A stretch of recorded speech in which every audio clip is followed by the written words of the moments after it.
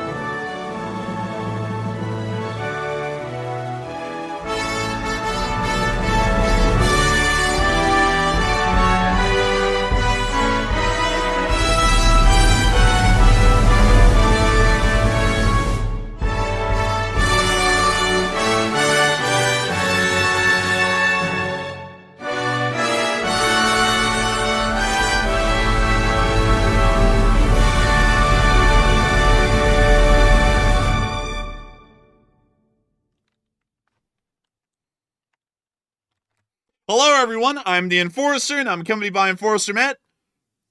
And good evening, folks. It's Enforcer Matt, and welcome back to day 1099 of the War News stream. And today we have news from literally every corner of the world as China launched live fire drills right off of Taiwan's coast in a massive escalation. Also, Russia has ended Ukraine's ceasefire negotiations, and there was a massive Ukrainian drone attack in Crimea last night. And it's good to see you all once again. And of course, we're going to be covering the past 24 hours of news from around the world, as we've been able to hear significant developments within the Western Pacific, where we have heard that 45 miles off the coast of Taiwan, the People's Liberation Army Navy is currently conducting live fire exercises, firing rounds that are only 45 miles off of the coast of the island of Taiwan. This is coming at the exact same time as additional news has come out about the Chinese live fire exercises that were conducted 400 miles off the coast of Australia, where we heard that the Australian government was not even notified about the live fire exercises, and the first notification that was ever received was from a commercial aircraft that was diverted because of the People's Liberation Army Navy below, ordering it to evacuate the airspace or otherwise be fired upon. We were also able to hear some additional information from the People's Republic of China's government,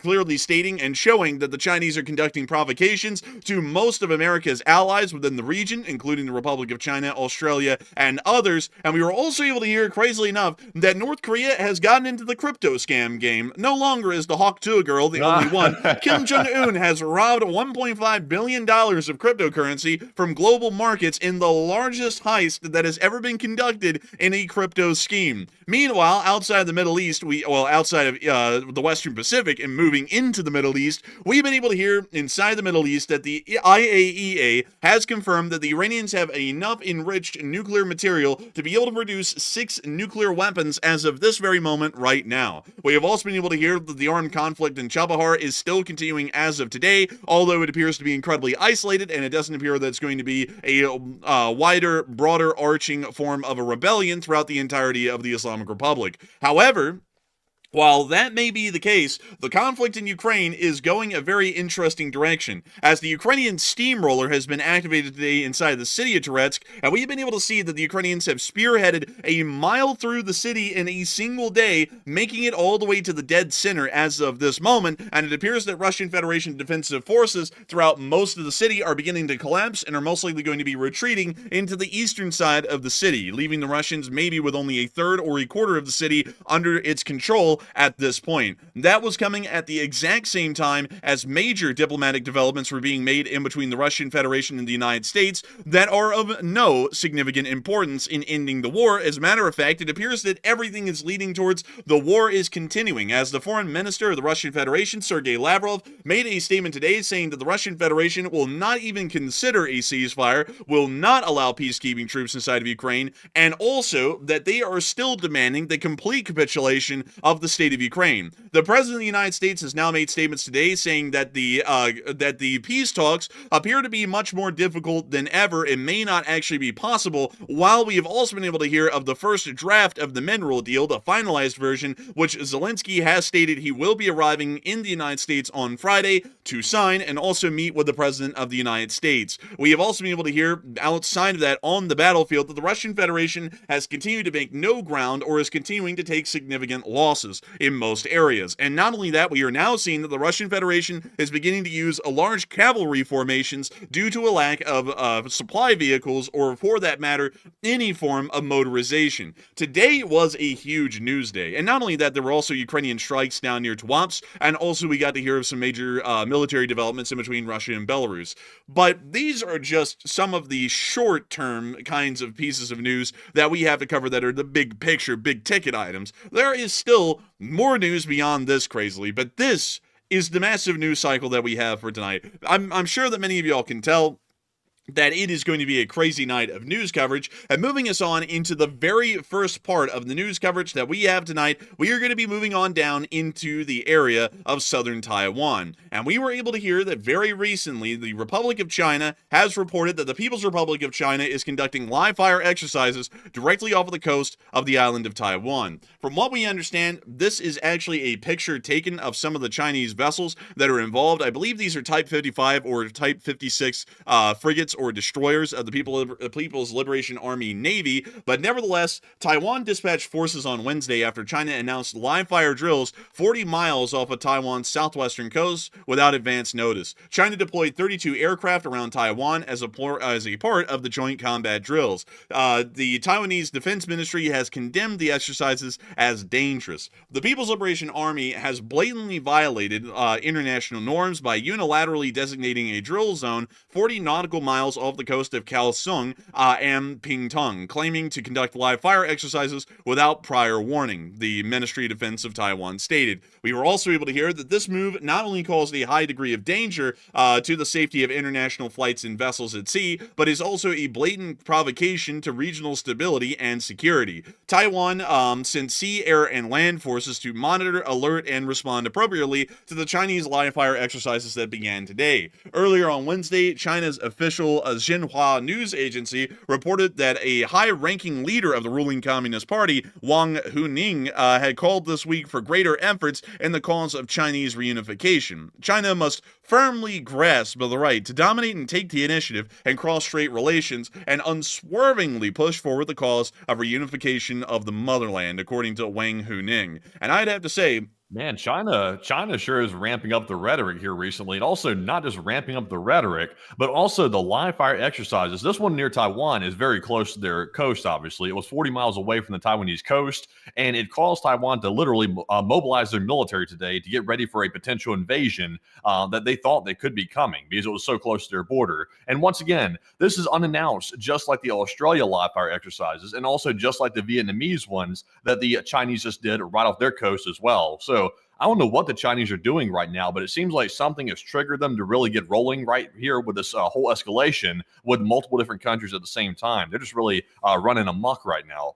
It really is something. I would have to say, though, on as far as the foreign policy is concerned, China is certainly going out on a wang and a prayer, because it seems as though these kinds of These kinds of live fire exercises are happening everywhere right now across the Western Pacific. This one, however, is actually pretty significant because to show y'all the exact area of the live fire drills that were declared today by Taiwan, this is the actual area right there.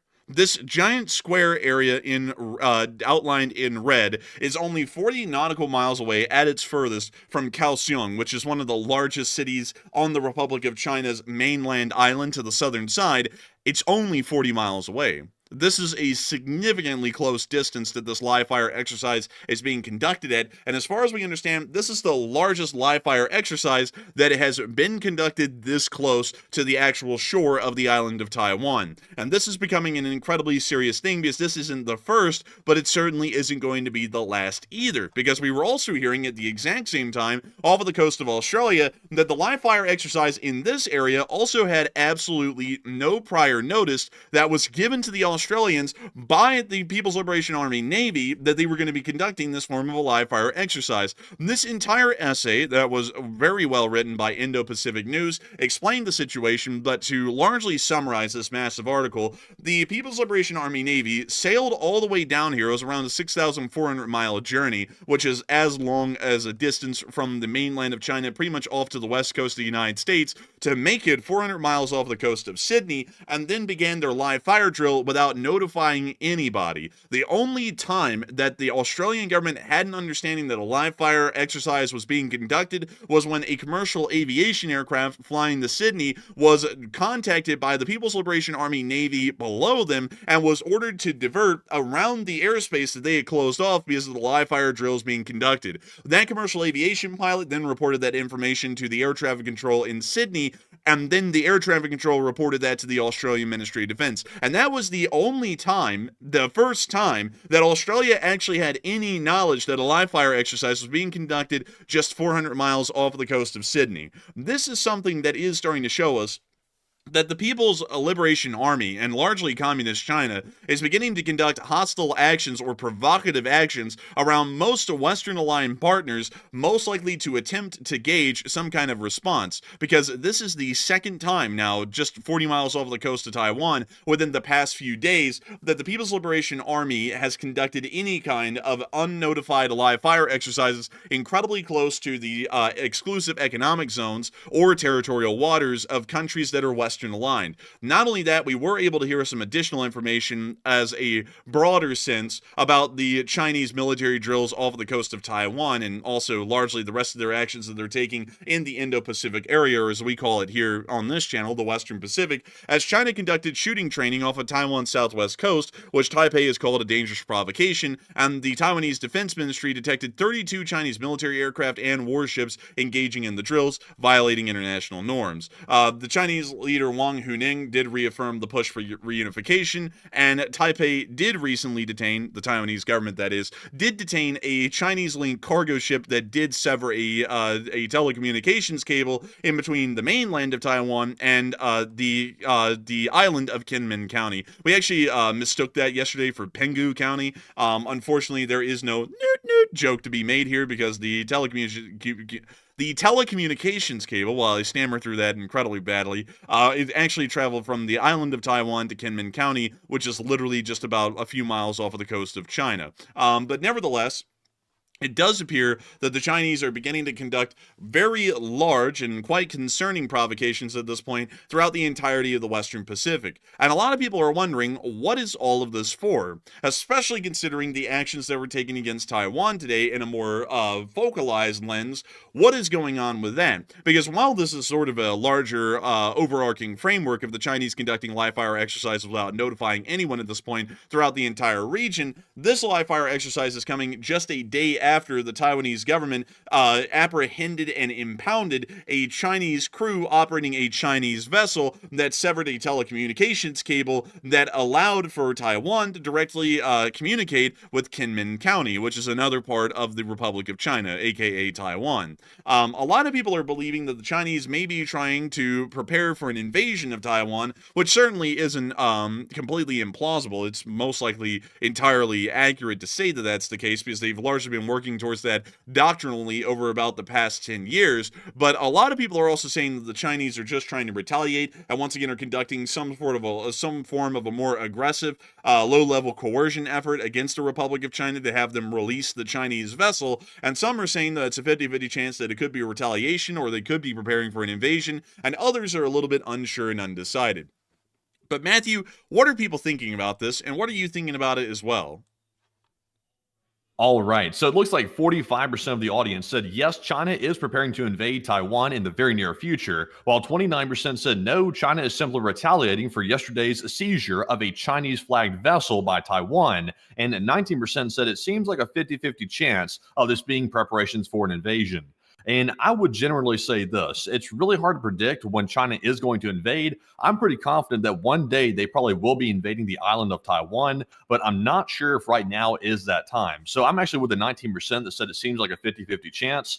And right now, it's a little bit unclear whether or not the United States is going to come to the aid of Taiwan if they are invaded by the Chinese country itself. So that is an unknown question. I did hear a statement coming out of the U.S. government today stating that he was not going to comment, meaning the U.S. president, on whether or not the U.S. would actually aid Taiwan. So that has been interesting, and I'm really not sure exactly if that's simply trying to take the middle of the road approach where he's trying not to anger China too much, and he's also trying to ride the fence and let Taiwan know behind the scenes that we would be there for their defense. I'm not really sure what the case is, and I'm not even going to attempt to try to take a guess at that. I don't even know. So I'm with the 19%. But Enforcer, what say you? I would largely have to believe that the United States would support Taiwan based off of our prior stances, but once again, the president of the United States that we currently have is pretty much impossible to actually predict accurately what he's going to do, because he could say one thing today and then a totally different thing tomorrow, and then when it actually comes down to it, we could just do whatever. We're not entirely sure, so I don't really have a good ability to tell you all exactly what the United States reaction would be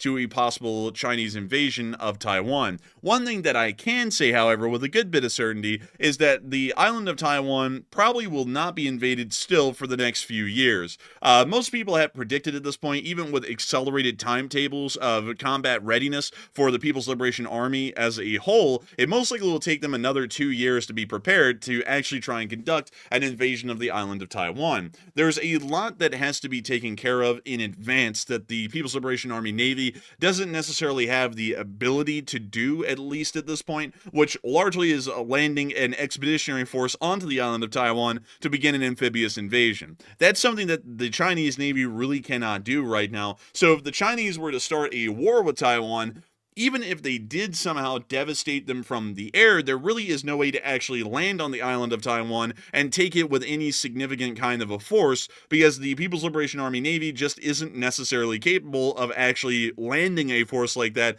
at this point. Even if it was, say, pulling on the resources of the entire Chinese commercial fleet, they still might not be able to do that effectively or efficiently, at least at this point. Meaning that an invasion timetable is still a couple of years away, and at the earliest is probably still set somewhere within mid-2027 or early 2027 at the earliest. And at the latest, it most likely would be towards the end of this decade. Nevertheless, it is something to say that this is most likely retaliation, in my opinion, by the People's Republic of China against the Republic of China for the seizure of the Chinese vessel, or the Communist Chinese vessel, by the Taiwanese Coast Guard yesterday, which has been impounded and the entire crew has been arrested by the Taiwanese government. That might be the reason why these exercises were being conducted today. Not entirely sure. And also another thing is that this exercise is not as big as the last joint sword exercise. The last joint sword exercise was incredibly large, with around 100 Chinese vessels involved and I believe around 70 aircraft. It was significant in scale. This one is fairly large, involving 32 service vessels and an additional 30 or so or 40 aircraft,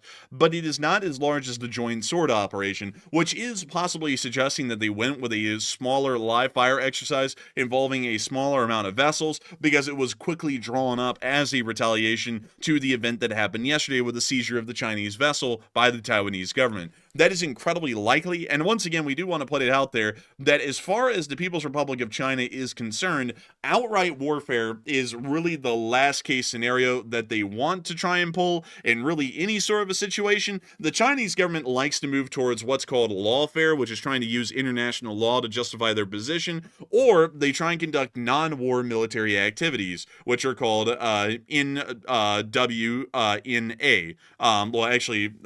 NWMA, sorry, non-war military activities is largely something that the Chinese emphasize heavily, which is where they use the military like they are right now, but not ever with the concept of actually going to war, but just simply shifting the weight of their armed forces to try and intimidate a country into doing what they want. Or they might try and go down a more diplomatic route, or they might even try and create a united front amongst many other countries to put pressure on the Taiwanese to do what the communist Chinese want. So regardless of how this is going at this point, I would have to say that I do not believe that an invasion is imminent at this point, because the Navy of the Chinese, or of the Communist Chinese, simply just doesn't have the ability to actually conduct an amphibious landing at this point and actually drop off a large enough number of troops and be able to keep up a large enough supply chain. So for this reason, I feel like this is more so intimidation or retaliation for the seizure of the vessel yesterday, with everything put into play. So I hope that does address... I do have a question, though, before we move on from this topic right here. Now, I'm not bashing Australia, by the way. I want to make it clear. I love the Australian people. I love Australia as a country. They're our ally and always will be. But I do have a question, though. How was Taiwan able to detect the live fire exercises 40 miles off the coast, but the Chinese literally pulled up their Navy right off the coast of Australia and started firing their guns nonstop? And the Australians didn't realize it until a commercial airline pilot told them that they were out there firing. That seems a bit odd to me. Honestly, it sounds like Australia was caught lacking there. Now, I'm surprised they admitted that publicly, because that sounds like a bit of a security failure when it comes to figuring out they were actually right off the coast. It seemed like they would have been tracked, the Chinese vessels, the entire time. Well, there's a little bit of a difference. The live fire exercise off the coast of Taiwan is 40 miles away from the coast. The live fire exercise near Australia is 400 miles off the coast. So it's 10 times further out than the one near Taiwan. Not only that, Taiwan is always geared and prepped to be surveilling everything surrounding the island of Taiwan, because they're always concerned that the Chinese could try and pull a fast one on them if they're not paying attention. So the Taiwanese military is always vigilant. For the Australians, however, the vigilance may not be that high, because really, for the large part, they're around 6,000 miles away by any maritime route from China. So that means that they're pretty much on an island on their own as far as the Australians are concerned, which they quite literally are. And for that reason, surveilling Chinese naval vessels might not be something that they really were doing, really, to be entirely honest. Also, due to the fact that the voyage was such a long one, 6,000 miles, it would be pretty hard for the Australians to have been able to detect the departure of these vessels from their port 6,000 miles away by maritime terms, and then see them travel all the way around Australia, which most likely wouldn't have been observed as well, until they made it down here into the Tasman Sea and then conducted their live fire exercise so far off of the coast that it was in the exclusive economic zone. But at the same time, it wasn't close enough to actually be observed by really most maritime traffic, because it's so far away from the Australian coastline. So I think that's probably I will why. say that even if you give the Australians a pass here and say, okay, they weren't necessarily tracking that far off the coast, like I can understand that to an extent. Like if they're not looking that far out, then okay, they get a pass on that one. Even though I think they probably should have been looking a little farther out. It seems like they should have been probably tracking that. It seems like the U.S. or some allied countries, once again, there is an intelligence sharing initiative between Australia and the Western countries. It seems like somebody who was tracking those Chinese vessels would have given Australia a heads up that they were right off the coast like that, instead of just going silent and not saying a word about it. There seems like there was some breaking of the link here somewhere at some point, because it seems like we should have a grip on where those vessels are pretty much at all times. That is an interesting question, or an interesting idea. But still, at the same time, we do have to remember that the Australian Navy is more of a coastal patrol fleet than anything, and also Australia really isn't geared to conduct that much power projection beyond the coast or territory of Australia, at least at this point. So for them to be able to surveil or track the People's Liberation Army Navy that far away from the coast, it's largely out of Australia's ability. If the United States saw them on satellite, maybe we just didn't notify the Australians because it looked like it was a smaller fleet or an expeditionary force or something along those lines, but I really wouldn't say that this is a major flaw in security, because as far as Australia is concerned, if it isn't a littoral threat, which is pretty much within view of their coastline on the horizon, there really isn't much that they're geared to deal with there, because that's just not really the way they're based to operate.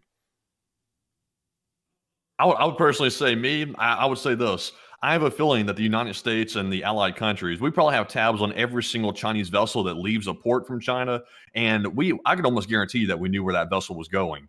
So it seems like we would probably be sharing intelligence with Australia. It makes me wonder if maybe the intelligence sharing has been reduced or drastically cut back by the United States or the allied countries when it comes to Australia. I don't know if that's the case, but it seems like maybe there's something like that maybe going on in the background. Possibly so. We're not entirely sure about that, but we will try and find out someday. But nevertheless, moving on from that and on into North Korea really quickly, because this is something that's a part of the Western Pacific, we were able to hear, and the most shocking news that's ever been uncovered, that the North Koreans are now the master crypto scammers. There's been a lot of them. There's been the Hawk Tuah girl. There's been some other people that we cannot name on the stream, but it appears that the North Koreans are now the master crypto scammers, because we were able to hear from the U.S. Federal Bureau of Investigation that North Korea was involved in the theft of $1.5 billion worth of virtual assets from Bybit, a cryptocurrency exchange, on the 21st of February of 2025. And this is the official statement from the FBI right here. The Federal Bureau of Investigation is releasing this public safety announcement to advise the Democratic People's Republic of Korea was responsible for the theft of approximately $1.5 billion in virtual assets from cryptocurrency exchange Bybit on or about the 21st of February 2025. The FBI refers to the specific North Korean malicious cyber activity as Trader, the very aptly named. They gave it a cool name. Trader actors are proceeding rapidly, and have converted some of the stolen assets to Bitcoin and other virtual assets dispersed across thousands of addresses on multiple blockchains. It is expected these assets will be further laundered and eventually converted to fiat currency. How you can help. The FBI encourages private sector entities, including RPC node operators, exchanges, bridges, blockchain analytics firms, DeFi services, and other virtual asset service providers to block transactions with or derived from addresses trader actors are using to launder the stolen assets. We were also able to see... But wait a minute, the North Korean actors were called, that was their username was Trader, or that's what the FBI calls them? The FBI is calling them that. Oh, okay. I was about to say, like, they're actually on there with the username Trader of stealing like $1.5 billion worth of Bitcoin or something like that. It's insane. Man, you know what's funny, man, is that someone ran up to the FBI director and was like, sir, that the North Koreans, they've stolen $1.5 billion worth of cryptocurrency. And the FBI director went, yes, but it's very troubling. What's troubling, sir? We haven't given it a cool name yet. And then they came up with this, like, in between the 21st of February and now, they came up with Trader. Yeah, that's crazy, honestly. Like, Trader, that's crazy. Man, Trader, two chairs. But still, an interesting thing that the North Koreans pulled off, but that's really all that it is. But once again, folks, a reminder that cryptocurrency is the Wild West right now, because the North Koreans target anything that looks like it's a little bit questionable and they could get away with conducting a scam. So, once again, a little reminder, that cryptocurrency is kind of a little bit of a dangerous world to be in right now, because you could end up losing your money to the fat man in North Korea, and he'll buy another roast goose with it. You never know. But moving on out of the Western Pacific and on into the Middle East, we were able to hear about the continued armed uprising in Chabahar, as fierce clashes were still continuing today inside the town in between Islamic Republic government forces and the rebels, which we still really don't know anything about at this point. But here's one of the clips.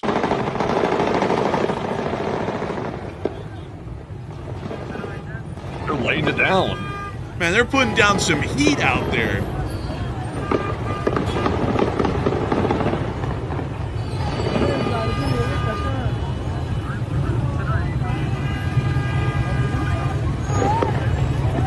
And everyone's just we got rooftop Iranians before we got GTA 6. I don't even know how it's possible. Man, it's a shame, honestly. Like, everything just keeps happening before GTA 6. We're gonna have World War III before GTA 6. What a shame. But we can also see another clip. We see some sort of explosion happening in the roof. We now see them all getting up and taking turns firing down below at the government forces.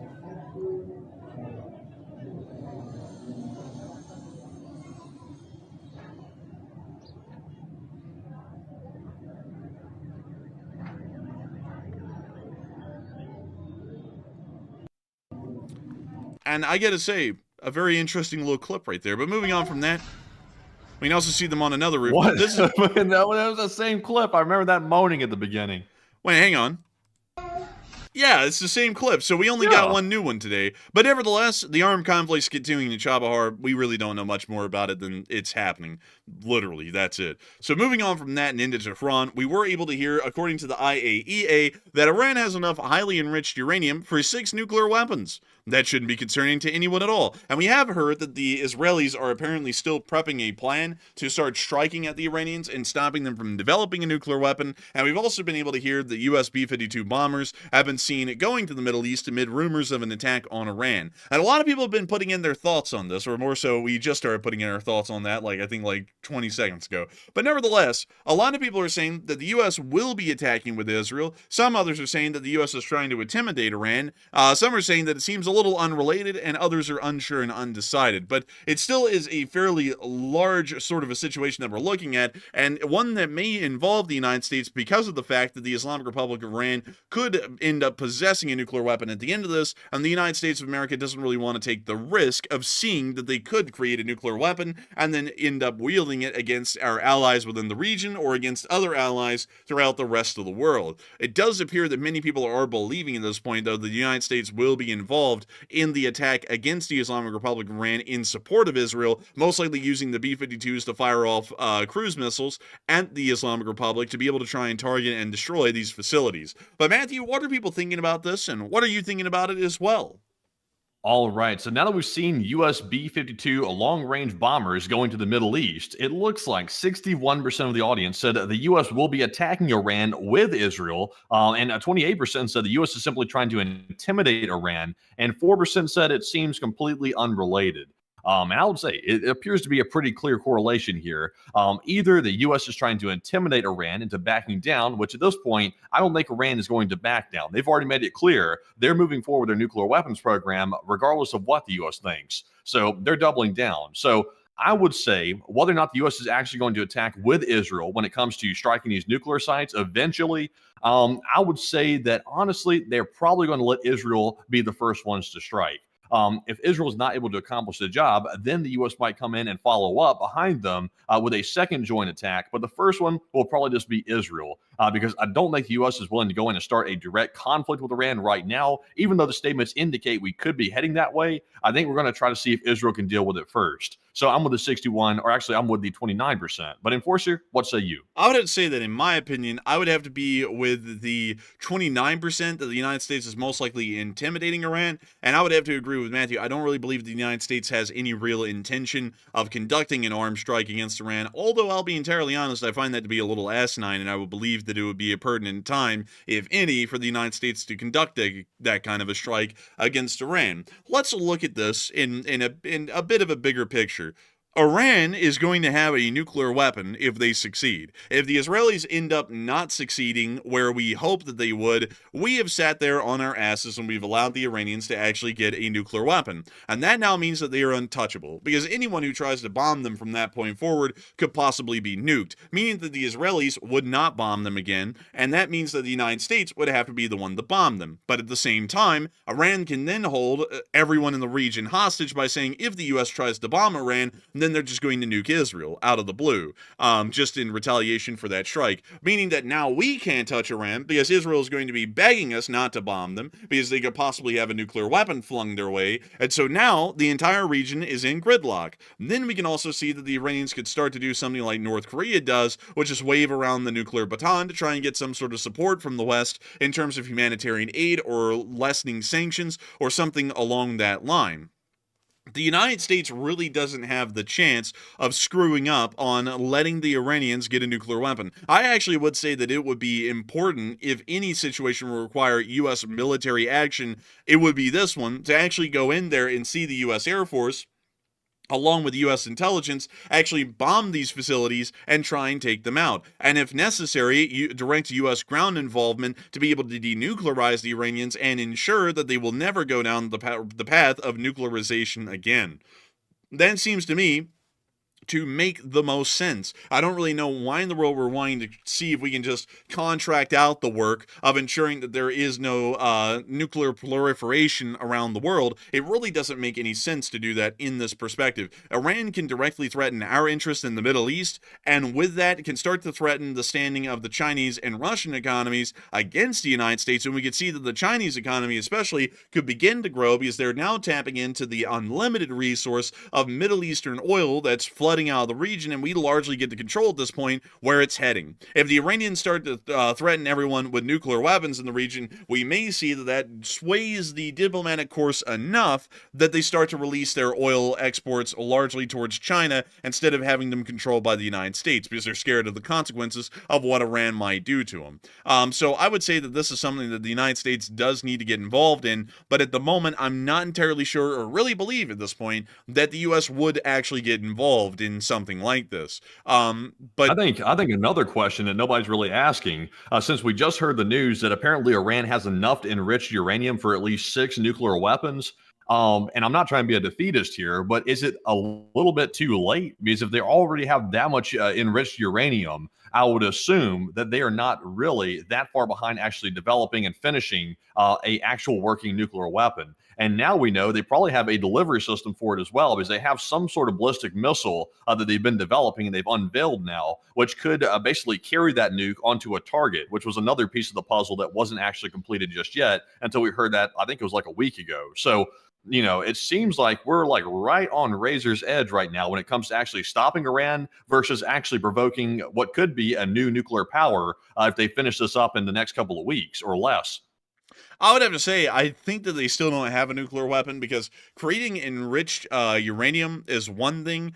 Turning that enriched uranium into a nuclear weapon is a totally different thing that requires a lot more effort and work. Like, for example, North Korea can easily produce enriched uranium down there at Pyeongsan, right here. We've seen this one a million times before, but the giant coal heaps that they burn the coal from to create the uranium out of the byproduct of burning the coal, they are able to produce enriched uranium pretty much as long as they have coal to burn inside of North Korea, but it is a lot more difficult to turn that enriched uranium into an actual nuclear weapon, and then to have a nuclear weapon that conducts nuclear fission properly and actually explodes correctly with enough explosive force to actually be devastating in its effect. So for that reason, while they may have a lot of enriched uranium, we also have to remember that Iran has been allowed, and I have to say this by no circumstances, by a major mistake of multiple U.S. administrations prior, to actually be able to develop enriched uranium to fuel their nuclear reactor down inside of the city of Bushehr, which we can see right here. This is their nuclear reactor at Bushehr, and for them to be able to operate this nuclear reactor, they have to be able to enrich their own uranium to create their nuclear fuel to be able to run these kinds of nuclear reactors. And they're actually building another 2 of these at the moment. You can actually see one of them under construction right here. But what is crazy about that is that the United States largely has allowed, over really the past 10 to 12 years, for the Islamic Republic of Iran to actually enrich its own uranium, to create its own nuclear fuel rods, to run its own nuclear facilities. We told them that they could do that. And it's a little bit crazy when you think about that, because once you allow a country to create enriched uranium and also have the ability to create uranium fuel rods, they're not that far away at that point from going and creating enriched uranium products to create nuclear weaponry. So it's a little bit crazy that we've allowed that for about 10 to 12 years. And I know a lot of people are going to start trying to throw the blame on one president or the other. My question is, why in the world did none of them stop this at all? Like, one of them created a nuclear deal with the Iranians that I thought was absurd, because it was pretty much on the sheer trust that the Iranians wouldn't create a nuclear weapon when their main sole purpose as a government is death to America and death to Israel, according to their own words.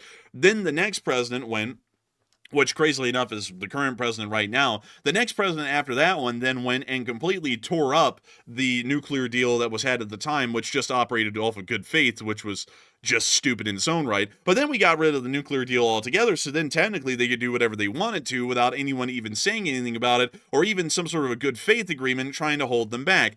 And then the next president came in after that, then did nothing, didn't even try and broker a new nuclear deal or try and stop the Iranians from developing a nuclear weapon. And now one of the prior presidents is in again, and then we're seeing that now we're going to entrust the Israelis with the security and future of the entire Middle East and pretty much contract them out to go and deal with it. And it's a problem that we created. Like, really, when you think about it, we created the problem. We were not the ones to deal with this affirmatively enough at the beginning to stop them from even going down this path. So now we're going to sit there at this point, at this crossroad, and instead of us dealing with it, we're going to tell the Israelis to deal with it. And I'm not saying that the Israelis militarily are, incompetent or stupid. I mean, their military actions show the complete opposite.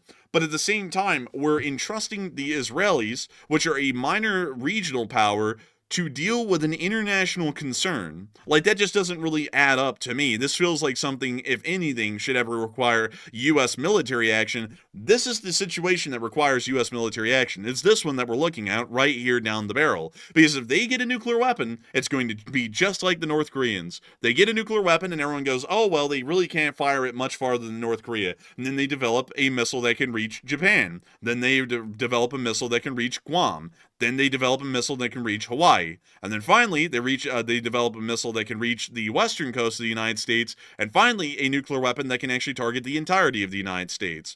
That's what's going to happen. The same thing that happened with North Korea will happen with Iran. And I would like to see that the United States isn't going to be put under the nuclear barrel of some sort of another wildly unstable regime like the North Korean one by the Islamic Republic of Iran. I feel like we need to be very affirmative in these kinds of situations with the actions we take, instead of being very passive and just sitting back and hoping that others can deal with something that could come back to bite us in the ass pretty badly in the next few years. So with that, I hope that gives my 2 cents on the matter fairly well, because my criticism of the way that Iran has been dealt with has been very even across all administrations, the current one and the last one, and I'm just absolutely blown away with how both of them seem to act like this is just minor piddly affairs when we're talking about another country, a very unstable regime, nuclearizing itself, and we act like it's not that big of a thing. And the U.S. intelligence is saying that it's happening right in front of our eyes. Now even the IAEA is starting to state some considerable concern, and this isn't even really their category. Like, they're not into the nuclear weapons category for the large part. They're into peaceful nuclear development and technology. So for them to even suggest that this is happening is showing that it is, by all means, is happening at this point. And a lot of people are wondering, will the U.S. be able to stop the Iranians in time? Is it too late or is it not? And a lot of people are saying that the U.S. it still has a chance of stopping the Iranians before they actually create a usable nuclear weapon. Others are saying, a smaller group, is that we are too late and, time has passed at this point. Some others are saying that we really don't know enough, and some are unsure about it. But Matthew, what are people thinking about this, and what are you thinking about it as well? All right, so it looks like 56% of the audience said no, we can still stop Iran even right now, while 28% said yes, we are too late, and 12% said we really don't know enough to even speculate on it. And I would say, based on what we're hearing out in the public and what we're hearing about the enough uranium for 6 nuclear weapons, we're certainly getting late. I'm not sure if it's too late. I would say I'm with the 12% that said we don't know enough. But once again, the intelligence agencies in the United States and the West have been saying for months now that Iran is weeks away from developing a nuke. So I'm beginning to wonder if they already have one, but they don't have a really good way to deliver it. Even though I'm really doubtful about that, because like I said, they already just got a delivery system that was just unveiled about a week ago. So I would say that generally speaking, I would have to agree with the enforcer, first of all. There have been a lot of bad decisions made about dealing with Iran in the past, and sending Iran money in exchange for their cooperation is not a good idea by any president. That's not even political. That's just not a good idea to send a terrorist regime like Iran big pallets of cash. Not a good idea. So I'm going to be with the 12%. I'm going to say we don't know enough. I hope they don't have a nuke, but I'm beginning to wonder if they might. But enforcer, what say you?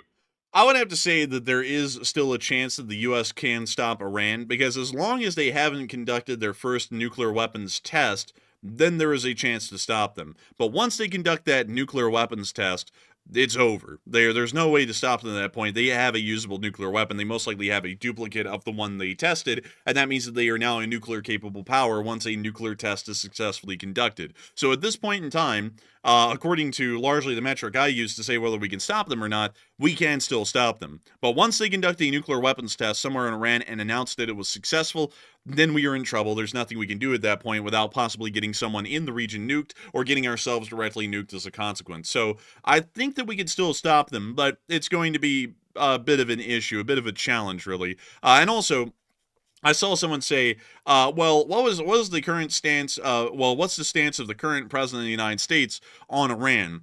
It's pretty much just whatever. Like, that's really the best way I can explain it. Like, clearly, they're not friends of Iran, but really, more so, like, the best way I can explain the current administration stance, and I'll explain the last one and the one before that.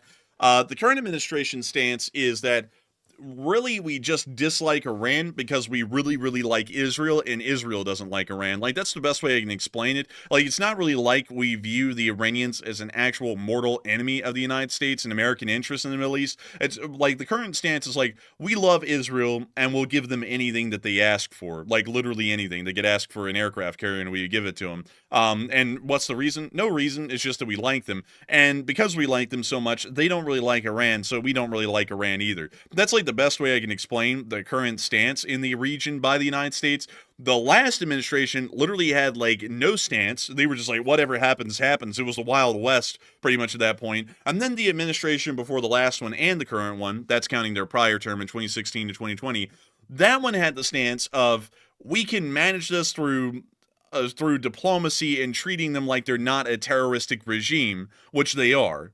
So I would say that pretty much everyone has failed on this one. Like, I can't find a single stance that I've seen where I would say that I'm pretty happy with it personally and the kind of outcome that's happened. There's not been a single positive outcome from any of the the two prior and the current administration right now on the actual situation with Iran, because the real U.S. stance should be that the Islamic Republic of Iran is a mortal threat and enemy to U.S. and Western interests within the region. Their support of terroristic forces such as Hezbollah, Hamas, and the Houthis are directly impacting the U.S.'s hegemony over the region, and not only that, they're threatening global trade through the areas of the southern Red Sea. The fact that the Iranians are supporting these regimes should be viewed as a major threat to the regional implications of what we currently control in the Middle East, and not only that, the Iranians' overarching plan of creating a nuclear weapon, it should be considered of dire concern to the United States and a direct threat to U.S. sovereignty and also U.S. national security, which should be dealt with immediately. Like, that should be the U.S. stance, and that has not been the U.S. stance over three prior administrations so far. Well, the current one and the two prior ones so far, and I'd say that that's most likely going to end up being a pretty significant failing. This is a clear and present danger that we're being presented with, and absolutely nothing is being done to actually deal with the situation. And now we're going to say, well, we like Israel so much because they're just really cool like that, that they can go bomb the Iranians, but we still don't really care about them enough to touch them. And it's like, yes, they matter enough to touch them. It's like they do. They actually do matter a great deal. It's like if they have a nuclear weapon, they are incredibly dangerous at that point. And it's not like the Iranian government is as stable as North Korea's, which is highly unstable. I mean, North Korea's could end up toppling once Kim Jong-un dies, and we don't know when that will happen. But with Iran, it could topple at any moment. I mean, there's actual armed revolts going on in Chabahar right now. You don't see armed revolts happening in North Korea since 1962. So it's crazy to say, oh, well, it'd be fine for them to have a nuclear weapon. But it's just like, they are truly the most unstable dictatorial government that could have a nuclear weapon at this point in time. They are wildly unstable. I mean, at any given moment, the Iranian government could just panic and fire a nuke at someone in the region alone. Say the Israelis or the Kingdom of Jordan or Saudi Arabia, which they're also big enemies with as well. And that could be a major, major amount of fallout. Imagine if an Iranian nuclear weapon hit Tel Aviv, or it hit Amman in Jordan, or Riyadh in Saudi Arabia. Imagine the damage to the region that would be sustained by a single nuclear attack like that. It would be insurmountable. I mean, not only economically for that country, but also to the fact that U.S. security assurances wouldn't mean squat at that point, especially if we didn't respond. So I would have to say this is something of dire concern. We need to see U.S. military action dealing with this at this point, because if they get a nuclear weapon, it's over. Like, it's like the U.S. isn't over, but our regional standing in this area, it's over. We may as well count this area as Chinese controlled at that point, because the Chinese are going to be able to come in and the vacuum left by the lack of U.S. security assurances and the strength behind them and pretty much come in and take the region wholesale at that point. But with that, it is time for us to move on from the Middle East, because we have loads of news elsewhere, and a lot of it, as a matter of fact, because we've been able to get a massive amount of diplomatic developments out of the United States and Russia today. And not only that, the Ukrainian steamroller has been hard at work in Toretsk today, pushing the Russians back a significant amount. But before we get into all of that, I do realize that we have a decent amount of questions that have come in tonight, and I want to make sure that we answer some of them. And also, I have to thank the 8.4 thousand people who have been here at the peak so far tonight. This is actually a pretty significant number of folks. Still, 1,000% more viewership than the Hot Dog Man gets at his peak, or about 2,000% more viewership than the Hot Dog Man gets on a normal day. But nevertheless... Oh, dear. Oh, oh, great heavens. I've even checked that for Tourette's. But nevertheless, Matthew, what do we got? All right, so jumping into our first super chat of the night. This one goes to Nobody, who puts in a $20 donation. And thank you very much, Nobody, for that support. And once again, choosing to support the channel and help to keep it running. And they said, dang it, this all had to happen while I was about to fly back to Taiwan for a courtship, and the Taiwanese military might accept me as a volunteer if the worst should occur, and an advisor at best. And it's going to be an exciting few years. Thank you for the support, Nobody, and hopefully that wouldn't happen. I'd have to say that the bets are off on that, in my opinion. I think it'd still be another 2 years at a minimum before any actual invasion could be attempted by the Chinese, because I still think that that in terms of naval power, they just don't have the ability to conduct an amphibious landing successfully yet on the coast of Taiwan, in any direction, really, even if it was on the lightly defended eastern side. Then that would also pose some problems for logistics, because they would have to somehow skirt the Navy around Taiwan and then into the eastern side, which could stretch the supply line incredibly thin, and their supply line is already non-existent even on a direct coast-to-coast invasion directly onto Taiwan's western coast. So I don't think that that really would be happening at this point, so I think you should be fine over there for now. Just make sure that if you go there around 2 years later, to get yourself a ballistics helmet and go over there with that, because, you know, war could be coming at any point at that time. But nevertheless, I do thank you for the support, Nobody, and helping this channel to keep on running, because while you might be nobody, you're somebody to us. And so a big thanks to you so much once again. I hope that does address that incredibly well. And with that, we are on to the next one. All right, and our next one goes to Neil Vizanon, who's also a channel legend and puts in a $20 donation. And thank you very much, Neil, for the support once again and for being a longtime channel legend. He said, if I were in charge, I would send in the Greenlight teams to take out the nuclear weapons and to take one from the chat. And I thank you so much for the support. And I would have to say, I would also do something incredibly similar if I was the president of the United States. I would already have been carving up at this point with the Secretary of Defense, which, in my opinion, I'm going to die on this hill. It would have been Mike Pompeo. I thought he was a good pick. But I would have gotten with the Secretary of Defense and said, we need to immediately start carving up a plan with the Air Force and the Navy to conduct seed operations over Iran, and in the middle of those seed operations, conduct precision strikes on Iranian nuclear weapons and development facilities and see how that goes. And then if we started to hear from U.S. intelligence inside of Iran that they were still working towards the development of a nuclear weapon, then we would move to Plan B, which would be to attempt an overthrow of the Iranian government. And then if that didn't really work, then we would move on into a direct ground invasion of the Islamic Republic of Iran to completely neutralize their government, and then also begin the process of pretty much rebuilding the Iranian government from the ground with very minimal involvement at that point, but ensuring that the Iranians would never nuclearize as a nuclear power. This is a major concern to me, and a lot of people downplay it. But it would be ridiculous at this point to allow the Iranians to develop a nuclear weapon. I would leave them alone. I get why a lot of presidents don't really want to deal with them. I'm not necessarily one to say that war is always the answer to everything, But with this kind of scenario, with the Iranians developing a nuclear weapon of war, a weapon of mass destruction, there really is no other option that we can take rather than war if they're not willing to reason or back off at any single point. So that largely would be what I would do, because it's absolutely crazy to me. Like, I cannot criticize this enough.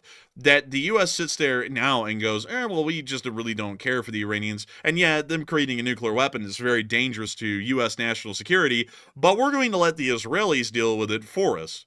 It's kind of a little goofy. That's like saying, there's an alligator in the backyard, and it could eat my newborn child at any moment, but I'm going to let the neighbor deal with it if he sees it, or if he wants to deal with it. It's like, isn't that a little stupid? It's like, shouldn't you go out there, because it's your own yard, and deal with a deadly gator? It's like, it's a little bit goofy to act like someone else is supposed to deal with it. Because as far as we are concerned here in the United States, or really in the West, the Middle East is in our sphere. It's not dead on in our sphere like the EU say, or some Western Pacific countries like Japan and South Korea, Australia, and New Zealand, but it's within the Western sphere's control. Pretty much everyone in the region has some form of U.S. security assurances or a pretty significant relationship with the United States. So it's a little bit crazy to sit there and say, we're going to put the future of our entire sphere of influence in this area in the hands of Israel, which does not really have a stake in this sphere of influence. They are a part of our sphere of influence in the region. It's like, that's absolutely insane. That's nuts.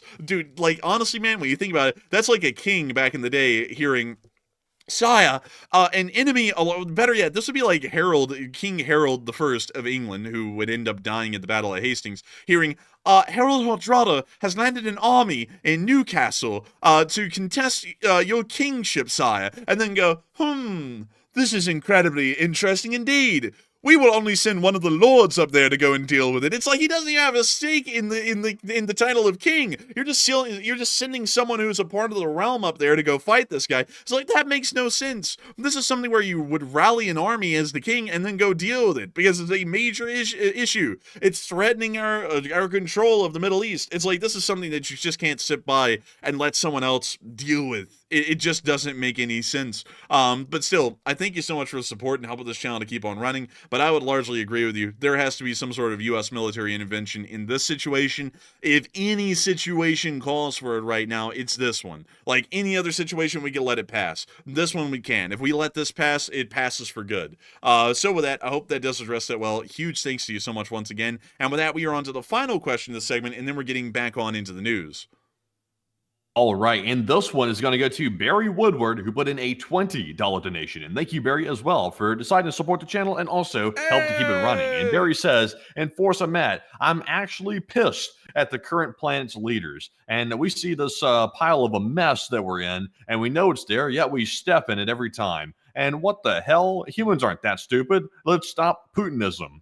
Honestly, Barry, I'll say this. I'm kind of with the Enforcer as well. The current leaders are contributing to the issue, but ultimately, though, this is a decades-long, at least, a series of decisions that were made that have led to this point, and it's really largely because of the attitude of kicking the can down the road. One leader will say, okay, I'm only here for X amount of years. I'll just leave this for the next guy. They'll take care of it. The next one has the same attitude, and it just keeps getting kicked down the street further and further until you're finally at a place where we're dealing with Putin invading foreign countries, we're dealing with Iran developing a nuke, and we're dealing with North Korea and China deciding to basically arm Russia, let them invade Ukraine even further. And it just gets all out of hand from there, and you get into a very nasty situation that the future generations have to deal with. So I can understand why you're pissed, but there's a lot of people, a big group to be pissed at, to be perfectly honest. But Enforcer, what say you? I would have to say I would completely agree with that as far as Matthew is concerned. It really isn't the current leaders that are at fault for this. It's more so an entire decade's worth of incompetence that has been going on as far as foreign policy is concerned. And it is a lot, honestly, I got to say, this is the problem that is permeating across the United States as a state of mind that's currently existing in the government and also in major corporations, is that the short term is prioritized over the long term. Anything that produces an inherent benefit now should be what we should do, and we should sacrifice the long term for the short term. Look at it. Modern day companies in the United States build houses as crappily as possible in construction quality. We would know, we're in one. So that way they can sit there and maximize the profits now, regardless of the impact that that's going to make down the road in the future, where a lot of these buildings are going to end up pretty much condemned within the next 10 years because they were built that poorly. Or you could look at the U.S. government with every single presidency since 2008 at this point, really ever since the beginning of the 2000s, and watch them go, oh, well, this isn't going to be anything that big for me. I'm just going to kind of skirt it by and then let the next guy deal with it. I mean, think about all of the presidents that have been involved with Ukraine, or really everything, honestly, that have done nothing. I'm going to name off the names, and let's talk about what they did against the Russians. So, the beginning of the Russian Federation was in 1991. So the first president that ever dealt with the Russian Federation was Clinton. And in the first Chechen War, we did nothing. We watched the Russians get slaughtered in Chechnya, and we did nothing. Then the next president came in, which was Bush. And Bush did nothing when the Russians invaded Georgia, which was during the end of his second term, but he still did nothing. And Georgia was wanting at that time to join NATO, and that's why the Russians invaded Georgia, was to make sure that that wouldn't happen. And then they also created the puppet states of West Abkhazia and South Ossetia at that exact same time. And then after Bush was Obama, who saw the Ukrainian state get invaded for the first time in 2014. Crimea was annexed, the Donbass turned into a separatist faction. And all we did was some slap on the wrist sanctions and then pretty much let it slide. And then the next presidency came in, which was the Trump presidency. And of course, nothing happened at all during that presidency at all towards Ukraine, for good or for worse. I mean, there was a little bit of arms support that was given in 2018, but really nothing beyond that. Then Biden was the president, and of course we supported Ukraine, but it was almost like dragging our feet, and we really didn't want to support them a lot, but we didn't abandon them either. And now we're back under the current administration, and the can is kind of just being kicked again, kind of like it has been ever since the Russian Federation existed in 1991. And by the way, I forgot to mention that the Second Chechen War was going on the entire time that Bush was president, along with the invasion of Georgia, and nothing was done. Like, nothing was done at all to really address either of those, but there were some slap on the wrist sanctions, much like there was in 2014 when Russia invaded Georgia in 2008. Every single person, no matter their affiliation politically as a president, has sat here and just continued on this kicking the can deal in foreign policy with the Russians for the past 25 years. Like, there's not a single person that you can look at there and say that they actually did something good with this. Like, every single one of them has been largely inactive or idle, or has just largely sat on our butt and just watched the Russians do whatever they wanted to and hardly even reacted to it. I mean, if anything, the monster that Putin is now has been created because of all of the inactive and idle presence that we've had since the year 2000. Because of this, it's absolutely crazy when you think of that. Like, and of course, this is within the no politics rule. I see some people like, you mentioned their names. Yeah, I had to mention their names just to make sure that we covered the bat and got it out there that this is everyone from the year 2000 to now. But that's not to praise or condemn any of them unduly. I would have to say that every single one of them has contributed to the situation we're seeing right now in Eastern Europe. It is not a good situation, and it's not really because of the current president or the last president. It literally is from every single president, really from the 90s all the way up till now. I mean, there's really no exception to that at all. The Putin issue, honestly, the Putin situation was quite interesting because the West was eager to like develop some type of like good relation with the new Russian Federation, which of course Putin was now the head of it. So they ignored the fact that we've had a long time rivalry with the USSR, which became the Russian Federation.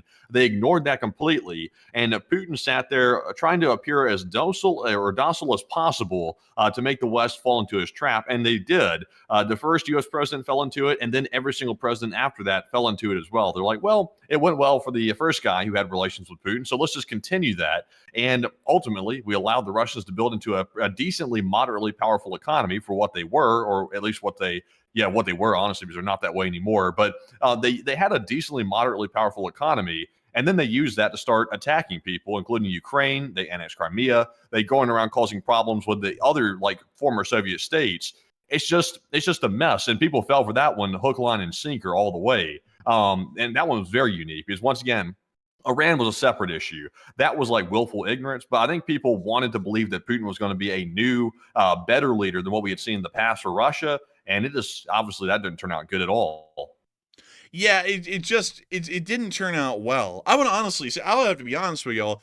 After the collapse of the Soviet Union, U.S. foreign policy has just been so lackluster. It really has been. Like, if you look at it anywhere, like, for example, why the hell did we even bring China into the World Trade Organization? Why did we do that? Like, that wasn't like some people are going to blame that on Nixon. That wasn't a Nixon thing. That was a 90s thing once again. But after the Soviet Union collapsed, we've just, like, I'll be honest, we have done things that really have absolutely no foreign policy goals long-term installed in them at all. Everything is a short-term kind of a thought or a process, and I think I would have to be honest, it's because we have lacked, over those 30 years, a clear and present threat, like the Soviet Union. The Soviet Union largely dictated that foreign policy had to always think about the long term, because we had to think that the Soviet Union was always going to be there and what we were going to do in the long term to deal with the Soviet Union. Whether it was containment or any other kind of a policy, we had to come up with something that was going to be continuous over decades. And then that just ceased to exist as the Soviet Union collapsed, and now the U.S. policy is just all over the place. It just, like it's not from one party to the next or one president or the other. It literally is all of them. There really is no clear foreign policy objective at this point, or mission that we're trying to achieve. And if anything, I mean, if we're lacking a foreign policy objective, it should have been to protect the sphere of influence that we had, to also expand it, and then also to deter any rivals that we saw popping up that were trying to stop our expansion of our sphere of influence. I mean, that's pretty much the same thing that we did at the time in the Cold War with the Soviet Union, so just take it and transplant it onto the new world that we went into in 1991 onwards, and that would have worked incredibly well. It wouldn't have gone badly at all. And, that was attempted a little bit, but once we saw that there was some pushback, then we would just, we would just go idle. Like, we wouldn't do anything, like we did with the Russians. Every time they pushed back against the West, very obviously, we would just sit there and go, well, I guess that, and that was the reaction. I mean, there wasn't even like a clear reaction. It was just, well, shoot, I guess, it is what it is. It's like, that's just ridiculous. And also, let's see, would you say the current containment policy around China is a consequence of the 90s as well? Not really. The Chinese containment policy actually only started to pop up around the 2010s. It's not incredibly new. It's actually incredibly new as far as foreign policy is concerned, because for the longest time, we actually viewed China as a fairly benevolent power, like after the end of the Cold War, because of the relations that had been opened with communist China in the 1970s under President Nixon. And under those policies at the time, the People's Republic of China was actually viewed as friendly. And it made a lot of sense at the time, because the Soviet Union was hostile towards the People's Republic of China and also hostile towards the United States. So kind of like World War II, we viewed China as the enemy of our enemy, which made them our friend. So that's why we started to open up relations with the Chinese, so that way we could leverage the communists against the communists. That's actually what the whole premise was then. And not only that, we wanted to see China start to economically grow, because the concept at the time was, which wasn't a bad idea when you think about it at the time, but it ended up being a bad idea in the long run, that if we started to liberalize the Chinese economy and largely turn it into a limited capitalist system through Western influence, that would start to erode away at the communist government of China and start to bring them back into being more democratic, which actually kind of worked. Like that's something that people don't know, is that before Xi Jinping became the president of China, it actually had worked. For the first time ever, China actually had a elected president who was then voted out and stepped down. Like, that's actually what led to Xi Jinping becoming the president. But beyond that, it actually had kind of worked, and then Xi Jinping pretty much started to reverse all of that once he became the president of China, and now he's president for life. So it kind of worked, but then it failed. And then that's when we started to say, now we have to reverse everything that we've done with China. Now we have to start viewing them as a rival. And it's been a very kind of a timid sort of a declaration that they're a rival, And then we started to do the island containment policy and plan, because before that we really didn't have one. And that's also why we rescinded our recognition of the Republic of China as a legitimate government or a sovereign nation on the island of Taiwan, is because we were trying to further our relations with China, and we were thinking that eventually we would be able to create a democratic government in China through Western economic influences, and then we would be able to see that there was a peaceful reunification of Taiwan and China together, and there would be some form of a democratic government. That none of that worked. None of that actually happened. So as far as the foreign policy plan, it actually was working fairly well in the West's objectives until Xi Jinping became the premier of China. Then that's when we saw everything literally fell apart right then and there, and is now still falling apart at this point.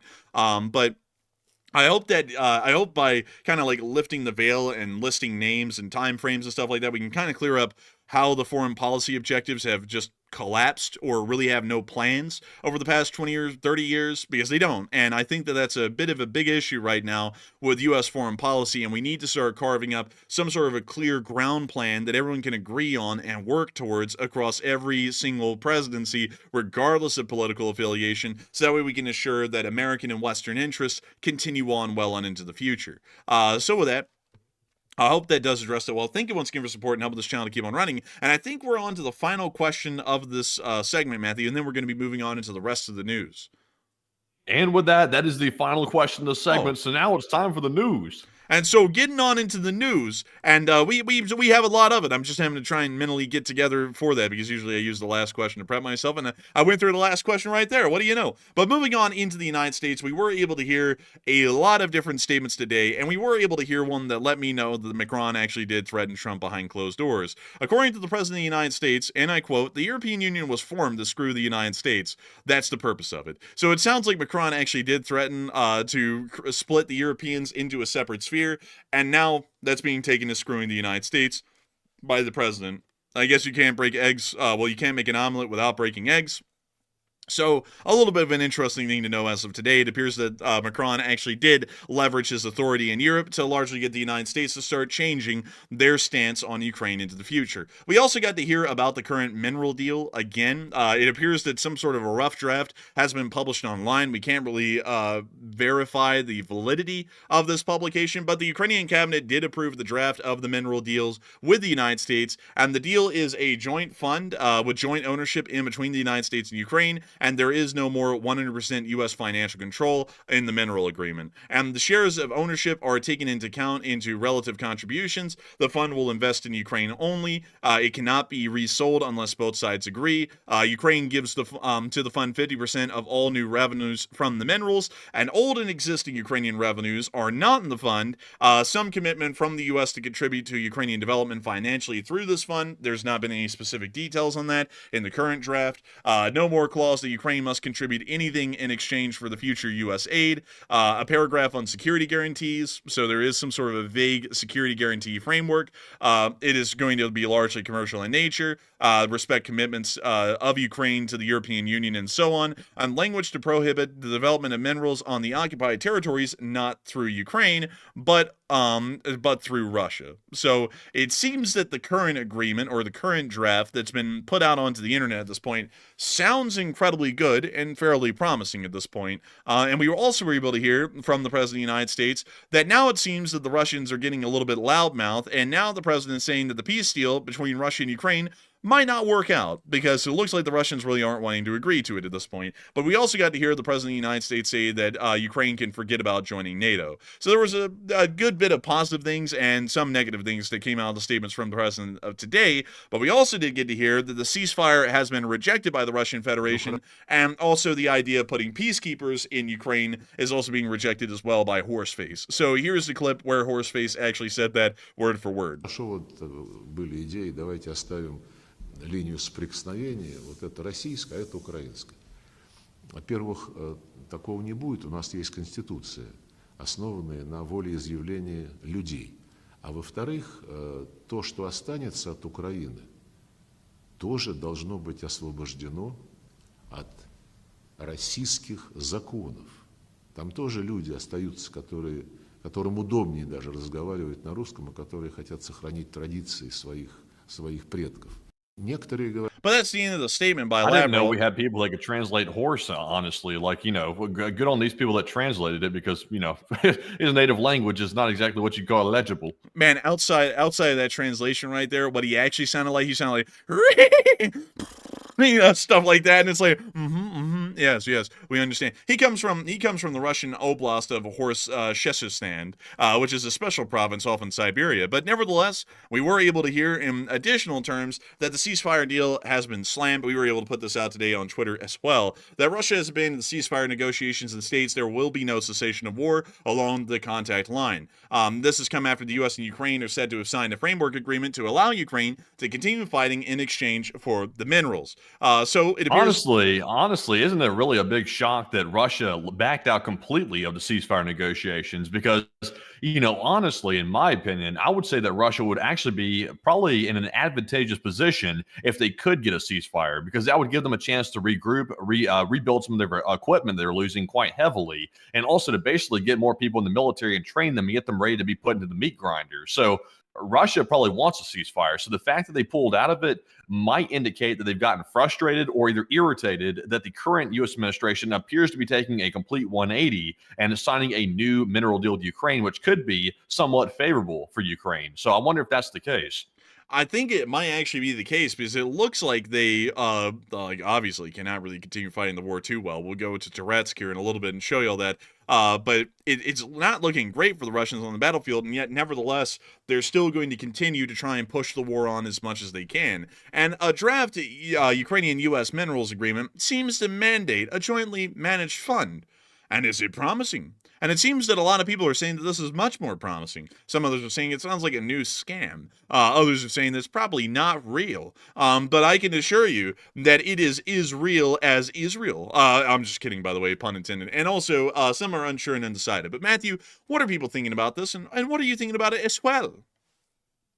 All right. So once again, to just recap this for just a second, currently we're hearing that based on the draft, that apparently all the money from the minerals being mined inside of Ukraine in the future will be put into a jointly managed fund between Ukraine and the United States. And both parties must agree on how that money is spent. And it looks like the majority of it will be spent to rebuild Ukraine. So that is completely different than what we've been told in the public by the U.S. administration. And thankfully, it sounds like it's actually very fair to Ukraine. This is actually the agreement, which will be done. So 61% said it seems much more promising, while 21% said it sounds like a new scam, and 6% said this is probably not real. And I would tend to believe it actually is real. I'm with the 61%. This sounds very promising and very fair, and I'm very glad to see the U.S. administration came around and changed their minds and decided to play it fair, at least according to what we're hearing, according to the draft. Once again, I did read the draft today, and it looked like the United States had acknowledged the fact that the Budapest Memorandum was a security guarantee by the United States to Ukraine to ensure that they weren't going to get invaded and attacked by a foreign country. And it also acknowledged the fact that Ukraine gave up their nuclear weapons in exchange for that security agreement, which that's a very important distinction because that indicates the U.S. might be upholding the Budapest Memorandum, or at least in theory, into the future. So I would say this is a good change, and hopefully it stays this way. But Enforcer, what say you? I would have to say that's an incredibly good change because it largely is beneficial to both sides. The United States gets access to rare metals, but at the same time, Ukraine gets access to continued war support, and not only that, a joint fund that will be used to help rebuild the Ukrainian economy and largely westernize it, and not only that, ensure that it's beneficial for foreign investors to get involved inside of Ukrainian domestic economics. So I generally believe that this is a fairly good kind of an action that we're seeing here at this point, and it does sound like a good deal if it remains unchanged. And at this point, considering that it's Wednesday right now, we only have to wait until the next 2 days to be able to see if this actually ends up being the signed agreement or not. So a lot of people who may be saying that they don't like the deal and it's a scam may be proven wrong, or they may be proven right. We never know. But moving on from that and into the remainder of the news that we have around the Ukraine war today, we were able to hear that a lease has been signed in between Belarus and Russia to allow for the creation of military facilities in Belarus by the Russian Federation Armed Forces. At the exact same time, we also got to hear that Zelensky will be arriving in America. On Friday, our teams are working with America. We are preparing for negotiations this Friday. I met with the President of the United States. It is important for me and all of us that America's assistance is not stopped, according to President Zelensky. We also were able to hear on the front lines today that things were going well, but unfortunately, we did get to see that a fiber optic drone of the Russians ended up hitting a Ukrainian CV-90 down there, which was aptly called a Leopard tank. That is not a Ukrainian Leopard tank. That is a CV-90, and I will show you all why. This is a Leopard 2. When the animal is so good, you have to make it twice. That is the Leopard 2. Notice the elongated turret, the big snoot. This doesn't have any of those qualities. This has a small little head and a little snoot. This is more so of a Corgi turret than a German Shepherd turret, and that means that it is a CV-90. Right here. Notice the little head, the little snoot. It's a CV-90, not a Leopard 2, and it appears that it may have been abandoned for a while because a decent amount of snow is built up on it. And then they fly right past that, and then they actually go for the Leopard in the background. So I completely got that wrong. I'm going to have to eat my foot on that one, as I thought they were going for the CV-90 the whole time. But we can now see the drone chasing down the Leopard 2.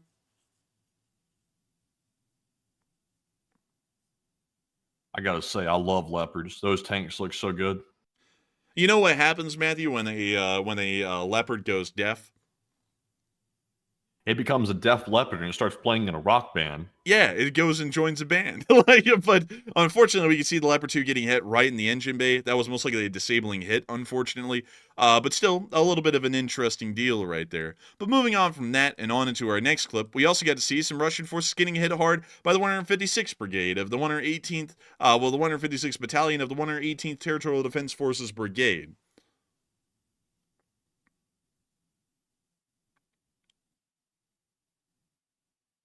And we can see here the Russians trying to move on down the way, and here it comes. They're going to be slamming them. And here comes the first hit. Oh, bliat, they may have deaf leopards, bliat, the German tank, but they have the deaf Russians too after they get smacked with this bomblet. Oh, bliat. What? I can't hear you over the sound of the bomb that just went off, bliat. What? I'm sorry. Did the Russian government say something about the fringe disability benefits? I'm sorry, I could not hear them. No, you didn't hear anything, comrade. You heard nothing. You get nothing. You get the water park tickets and chocolate cake. No, you don't even get that either. We've cut down the budget for the chocolate cake. Yeah, you get nothing now. You can eat a rock for all I care. You get spud. Take it or leave it. Moving on from that, we also got to see more Russian drones being taken out in the Kursk area by the 47th Magura. And we see them hitting a Lancet right here. Oh, a dead-on hit, and another Lancet. How much do these Lancets cost, by the way? Do we know that? They're not that expensive. They've cost a few thousand, I believe. Also, by the way, man, I don't know what it is, but have you noticed that the audio's lagging like a little bit more tonight than normal? Yeah, I've noticed that the whole night.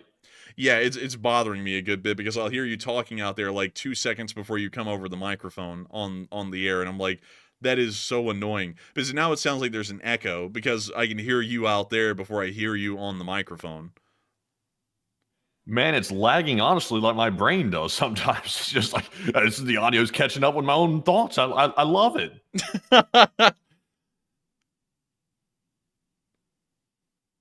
And Timmy said, the enforcer got the cookie? No, sadly, I don't have a cookie. I'm starving right now. I didn't really eat anything today. So probably a quarter pounder with cheese is coming after the show from McDonald's, of all places. But moving on from that, we got to see them hitting some drones. Oh! Oh!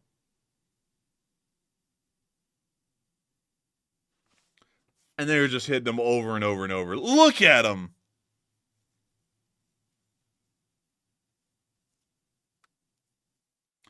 And they're just hitting them so many times, it's crazy.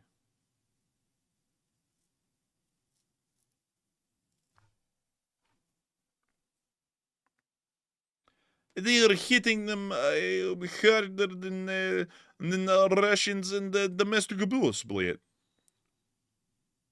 I don't think they have that law in the books in Russia, bliat. They don't have that. They just say, deal with it to yourself, bliat. You know what? That's just a good question. Let's go pull it up. Let's see here.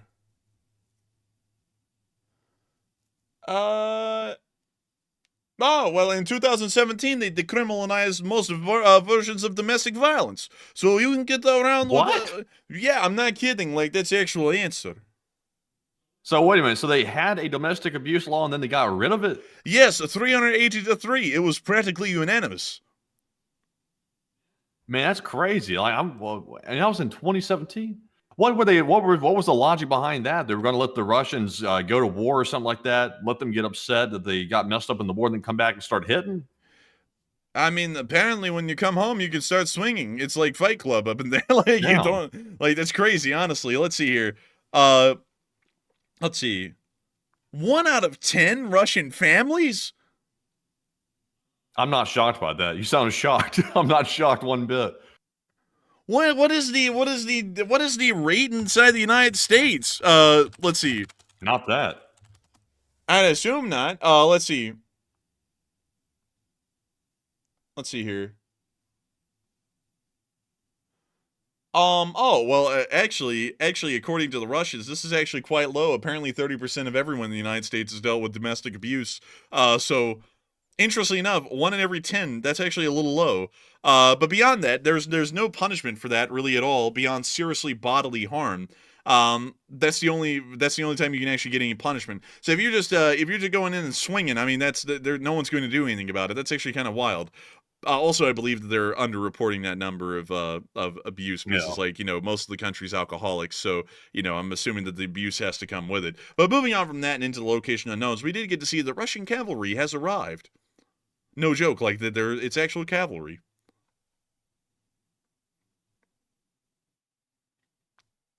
Well. But with that, we move on into next clip, where we can also see more horses play it. На них кормлю, пою. He feeds them as we listen to tambourine in background. And the horses, they've gotten used to the noise, and they're Bashkir horses. He has to say that twice. And I don't think they don't have like saddles or anything, or yeah, they don't have saddles. I was about to say, aren't you supposed to like step up on the saddle or something like that to mount the horse, not like leap onto it like that? Dude, this guy is riding the horse like Caesar did in Planet of the Apes, like no saddle or even a bridle hardly. He's just like grabbing it by the mane, like guiding it around. It's like you're not supposed to do that to the horses, It's like supposed to have like a saddle and like a whole bridle and all. But no, he's just got a rope in the mouth of the thing, and he just hops on this back, like rides around like nothing. It's crazy, honestly. But moving on from that, it's time for us to get on into the casualty report, and no bobcats. No Bobcats. It went down to 0. I mean, come on, man. But anyways, tell us more. Man, and the losses have been pretty interesting today. 194 drones is the second highest daily loss of the entire war, and troop losses are continuing to go downwards, and tanks are going upwards. And so, time to get on into those numbers. 1,170 Russian soldiers have been wounded and killed over the past 24 hours, along with 15 APCs, 120 supply trucks, 19 main battle tanks, 34 artillery pieces, 194 drones, and 2 anti-aircraft warfare systems. All in all, it was a pretty interesting day. And moving on into those front lines where the real action was going down, we got to see the Ukrainians destroying a BMP near Turney. There goes the ATGM, and here goes the BMP. Bing! And they got it. You know what you call somebody who lives in Turney? You know what you call them? What? You call them a Turney. I don't get it. Like an attorney, like a Turney. Oh, I thought you meant like a turn, like a bird, like a... No, man, come on, man. Come on, man. I mean, I'm trying to crack a joke out here. Come on, man. I mean, what? Oh, look, I didn't know, Jack. I was thinking about these damn turns. You know what I mean? Like, take your turn. Dude, when you go out to the beach and you see those, like, endangered species signs where they say messing with the turns, can, like, get you, like, a maximum fine of $10,000 or imprisonment. Like, you just go out there and put a sign next to it and put take your turn. But instead of it being spelled T-U-R-N, it's T-E-R-N for the turn. Man, I tell you what, my joke landed flat. People were talking about, I didn't know what it meant either. I'm like, oh, just scrap the whole thing and forget I ever said it. Dude, I was trying so hard to get it, and I couldn't. But if you had said like you know what they call them, attorneys, like I would be like, oh, that makes sense. But you said a attorney, and you like separated it too much, and I was like, I don't know what attorney is. Like that's what I was thinking. But anyways, moving on from that and into our next clip, we also got to see them hitting more Russian forces within the area. I'm playing that spooky. Oh no, music. they got that trap, man. They're about to lay down a freestyle. Man, and they got the Grim Reaper down there flicking people off. I thought the Grim Reaper was supposed to be chill. No, the Grim Reaper is not chill. He's literally reaping people. But I mean, that doesn't mean that he has to be, you know, an ass. I mean, that's just kind of his job, you know. He does a 9 to 5 like everyone else. Well, the Grim Reaper in Ukraine's got a bit of an attitude, you know. This dude's right here. He's got no skin. He's got no organs. I mean, you'd be angry too. Man, I'd be angry because I couldn't eat a quarter pounder with cheese. But moving on from that, we also got to see some Russians getting captured in Seversk. And the dubstep begins. But we can see the Ukrainian here going on his adventures and clearing out Russian positions pretty much single-handedly.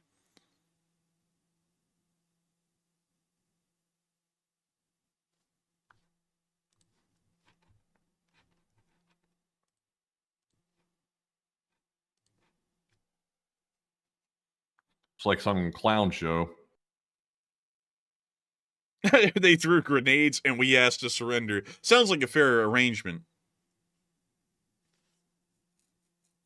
And they thank the battalion that took them prisoner.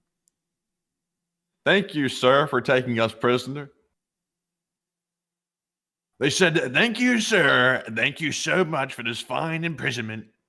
It's a great imprisonment, some of the best. You truly can't find anything better. I looked around and I said, wow, this is a great prison. Almost like a hotel. Absolutely crazy. And what's even crazier is that some people aren't getting this kind of treatment. Absolutely crazy. But moving on from that and down into Ceasefire, we got to see the Ukrainians bombing Russian drones. The Russian ground drones, not great drones, terrible drones. They have very bad family lives, very criminal record, not great.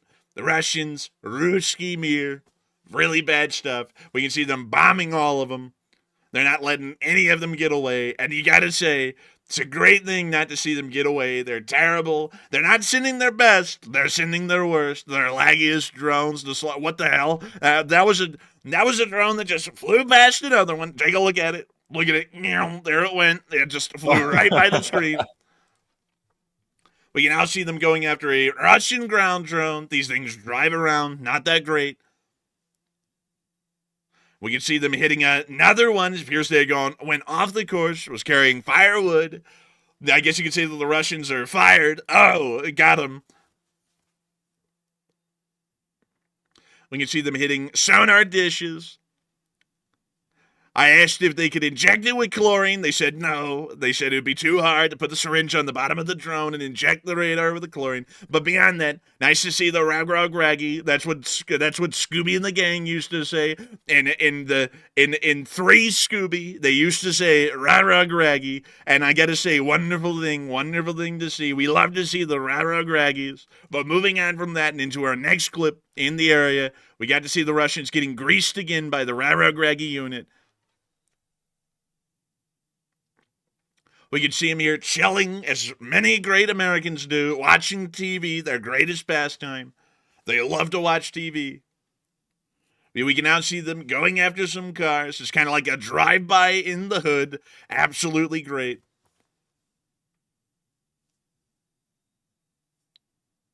You can see them, slamming them at night, slamming them during the day. They're like the United States Postal Service out here. You feel me? Yeah, it's crazy. Rain, snow, sleet or shine. We're going to bomb al-Baghdadi. He ran like a little girl. But we can see the Ukrainians also making the Russians run like little girls. Look at them. They're going to hit that lotta.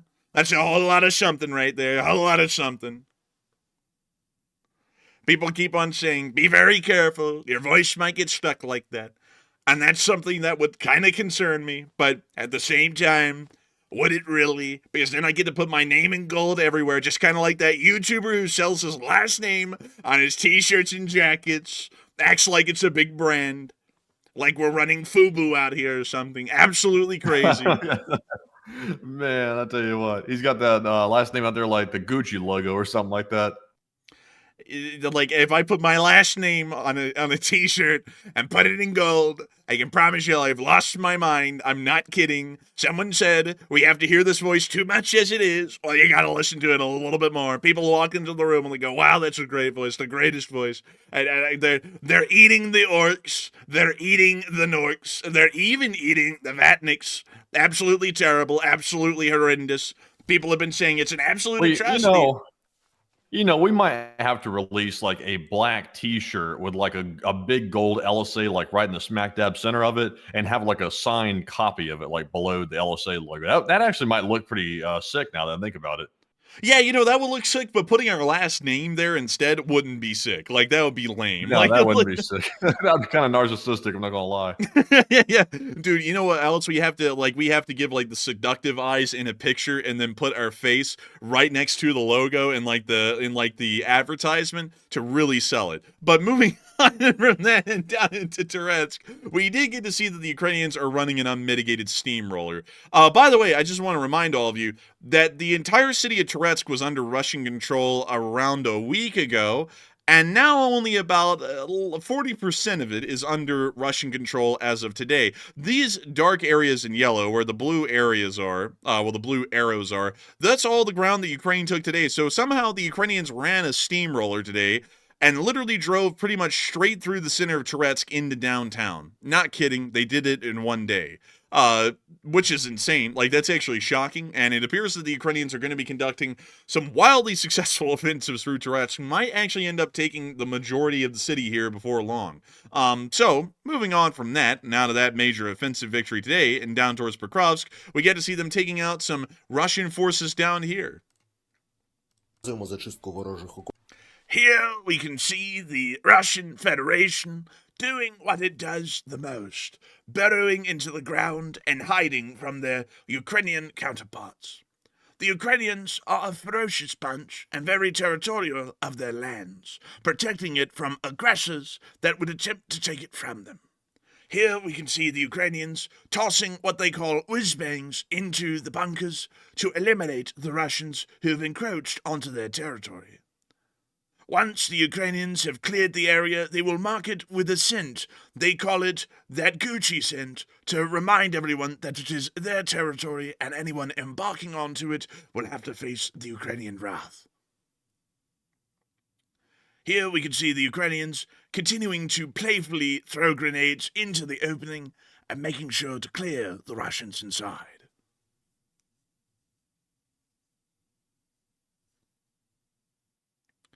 Here we can see the Russians hiding into the ground, much like Caddyshack, as the Ukrainians continue to wipe out more of them. We can see that they have taken one prisoner, which appears to be walking with one of the Russians, or one of the Ukrainians, and we can now see that he has a black eye, apparently a victim of that elusive Russian domestic abuse. We could see him drinking out of a made-in-China coffee mug that is most likely made by Digifix. Actually, that's a viewer. I'm sorry. I was trying to come up with something right there, and I couldn't come up with anything. Very sorry about that. Here we can see the Russian talking about his experiences, a thing that Russians seldom do, communication. We can now see him smoking Did he just pick up a used cigarette and smoke it out of the bowl? Like, that looked like it was just used. He's now smoking his 90th used smoke cigarette, as the Russians are not allowed to use unsmoked cigarettes.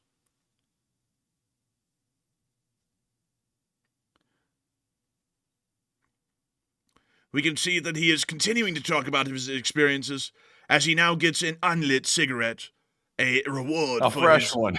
He just got a brand new one, man. He's leveling up. The Ukrainians have decided to name this prisoner Thomas the Tank Engine with how much he is chuffing. I think Thomas the Tank Engine might have had a collision with a wall or a fist based on the looks of him. I would have to say that out of everything that he's had a collision with, it was most likely his fiancée who beat him rightly and then put him out onto the front. Nevertheless, it is something to see the Ukrainian stormtroopers taking another Russian prisoner within the area of Pokrovsk. But moving on from that and down into the Kurakove area, we did get to see some Russian forces getting hit down here. And take a gander. There's no audio to this clip. As they say, Zluki Bobai. Or Bobry. Bobbery. Boberkuva! Like, it's a man. We're about to turn into that Polish guy that found that groundhog.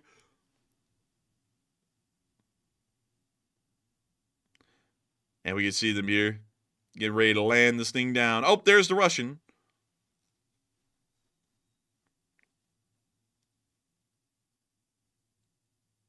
Come on, get him, Bobbery. Boberkurva!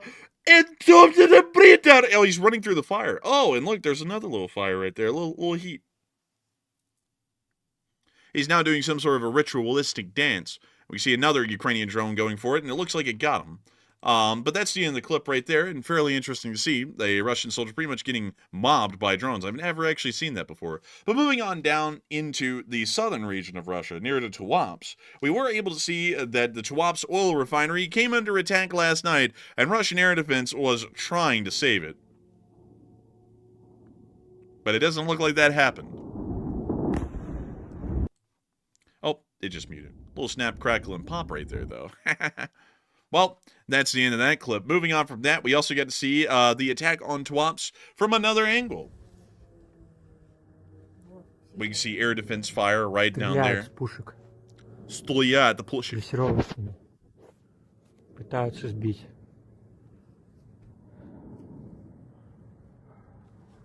As you can see, our air defense is not working too well.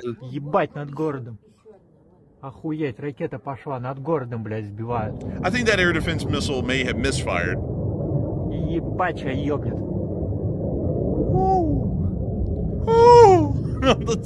Whoa! Whoa! It's gonna hit us!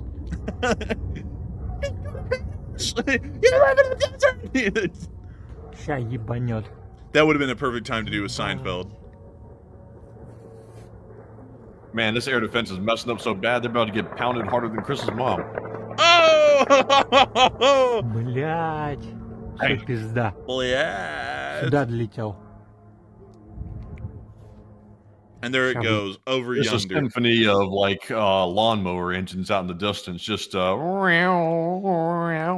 you ever needed to mow the skies of Russia? Well, then you, my friend, are in luck. And we see him looking around, taking a little gander out there into the darkness. Whoa! Jack! Wow! It sounds like a direct hit, and it apparently was, because we heard later on in a Telegram post by a Russian, pipeline and oil processing plant damaged at Tuapse refinery as a result of a drone attack, and the refinery was hit. We were able to confirm that. So it appears that the refinery in Tuapse has been knocked out for now. So moving on from that and on up into Kyiv, it's time for us to get to the speech from President Volodymyr Zelensky here on day 1099 of the news of The Wire. And so, without further ado, here is the speech. Peach! Здоров'я, шановні українці, українки. Головне за сьогодні – ставка. Дуже хороші деталі щодо наших дронів, нашого виробництва. Були доповіді, які додають впевненості, і це важливо. Звісно, аналізуємо, які обсяги підтримки йдуть від кожного з партнерів. Америка, Європа, інші частини світу. Що незамінне, що можна замінити. Ми працюємо так, щоб українські позиції були захищені у будь-якому разі. І це одна з ключових умов для необхідної нам дипломатії, для правильної дипломатії, яка гарантуватиме Україні мир. Була доповідь головкома Сирського, фронт та Курська операція. Я вдячний всім нашим воїнам на Донеччині, які відбивають штурми та контратакують. Особливо відзначу 33-й та 225-й штурмові полки. І скоро 7-й місяць, як наші хлопці тримають буферну зону на території агресора. В Росії вже майже звикли до Курської області. Наша 80-ка 80-та окрема десантно-штурмова бригада. Я дякую усім вам, воїни. Хороші результати на Курщині. Сьогодні було багато міжнародної роботи. Наші команди працюють з Америкою. Ми готуємось до перемовин вже цієї п'ятниці. Угода з Америкою, підтримка нашої держави і людей, гарантії миру та безпеки – це ключ до того, щоб Росія більше не руйнувала життя інших народів. Зустрінусь з президентом Трампом. Для мене і всіх нас у світі важливо, щоб допомога Америки не була зупинена. Сила потрібна на шляху до миру. Говорив сьогодні з прем'єр-міністром Португалії. Всі наші зусилля координуємо з якнайширшим колом партнерів. Європейці мають бути частиною всіх дипломатичних зусиль, які стосуються Європи. І це питання не просто про те, що зараз це має бути завжди. Завжди саме такою практикою. Європа ніколи не має бути десь позаду, друго чи третьорядною. Я подякував Португалії за незмінну підтримку, і ми погодили подальші контакти. І ще, сьогодні підписав укази для відзначення наших людей, військових, цивільних, чоловіків, жінок, тих, хто захищає нашу державу, захищав нашу державу. Зокрема, Ірину Цибух, бойового медика і дуже відому людину, на жаль, посмертно, відзначив званням Герой України. Пам'ятаємо. Пам'ятаємо абсолютно всіх, хто боровся заради нашої держави, заради наших людей, заради самого права українців жити своїм життям на своїй землі. Це право українців не підлягає сумніву. Гарантії миру і безпеки, суверенітет нашої держави, територіальна цілісність. Заради цього працюємо. Дякую всім партнерам, які підтримують. Дякую всім нашим людям, які вірять в Україну. Слава Україні! And Ram Slava. And Hiram Slava. And with that, that is the end of the speech. And by the way, y'all, I hate to tell you all this, but Ukraine just lost the war. Some guy called Dr. Evil just came in the live chat in all caps, put F Ukraine in the live chat. I'm sorry, folks, to tell y'all, but he was the one who actually tipped the scale. Ukraine's lost. It's over. Man. But anyways, with that, it is time for us to move on into the second segment of the stream, where we get to talk to each and every one of y'all, hopefully. And, of course, it's always a blast. We love to do it. We love to talk to y'all. And not only that, we hope that y'all enjoyed the news tonight, which was quite flavorful and eventful. And of course, if you did, please make sure to like, comment, and subscribe. We are getting very close to finally breaking 338,000 subscribers, which we haven't done for a while, actually. I think it's been like a whole month. So hopefully we'll be able to see that we gain some more subs, because everyone loves subs. I like Subway sandwiches. Well, not really Subway sandwiches, but sub sandwiches, you know, in general. But nevertheless, it is time for us to move on into the second segment. And Matthew, I understand that we have an interesting little poll up about a certain kind of a diplomatic development or a diplomatic epiphany that may have been had by the President of the United States today when realizing that the world doesn't exactly work the way you want it to all the time. So Matthew, what are people thinking about that? And what are you thinking about that as well? All right, so jumping into our final poll of the night, this one says, the U.S. president says Putin had no intention of settling the Ukraine war and a compromise is required to bring it to an end. And what are your thoughts? 43% said the U.S. is starting to realize what the whole situation actually is about, while 37% said the U.S. knew this the whole time, and 16% said it sounds like more doublespeak. And my interpretation of the words by the U.S. president today was that he might be starting to realize that Putin is not going to give in as easily as he thought. And even after going through all the trouble of making it seem like he was on Putin's side, Putin is still going to basically give him the shaft, which is not shocking whatsoever. And that appears to be the way it was probably going to go the whole time. But I was getting a little bit concerned there for a minute because the U.S. president seemed to be leaning so far toward the Russians that maybe it seemed like maybe he was going to sell out Ukraine. It could still be the case, maybe, but right now it's starting to look a little bit more unlikely based on the current statements. So I'm actually with the 43%. I think the U.S. is starting to realize, and hopefully they realize all the way that this is not going to get solved by giving in and capitulating to the dictator. But Enforcer, what say you?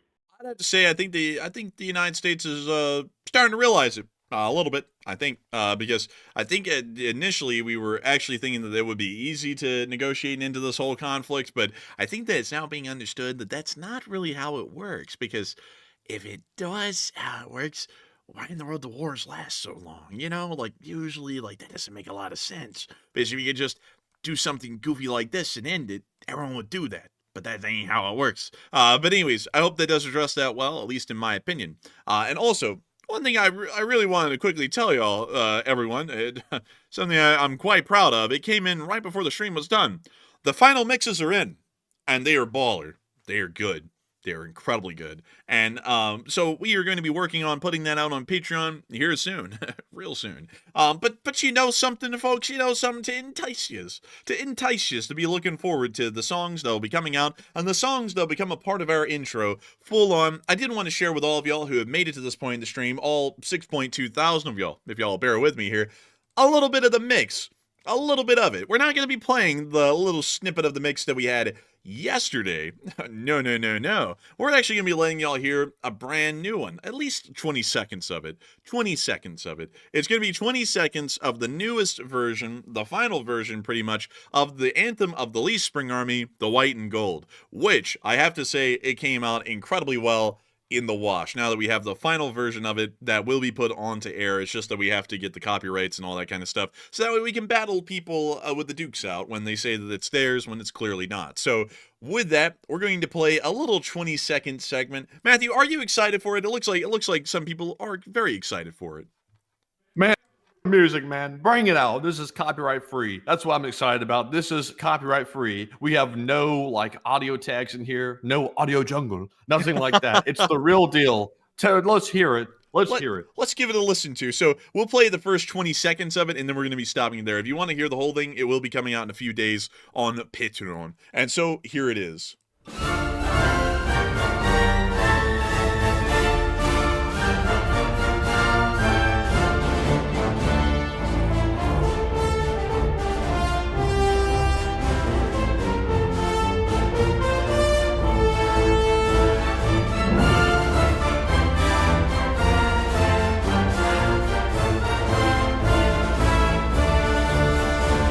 And that's all y'all will get to hear for right now. So, DJ Khaled, we the best. We the best. Real trap shit. Walk with your boys. Damn, son, where'd you find this? I hope y'all liked it, because real that's life, real flute, real trumpet.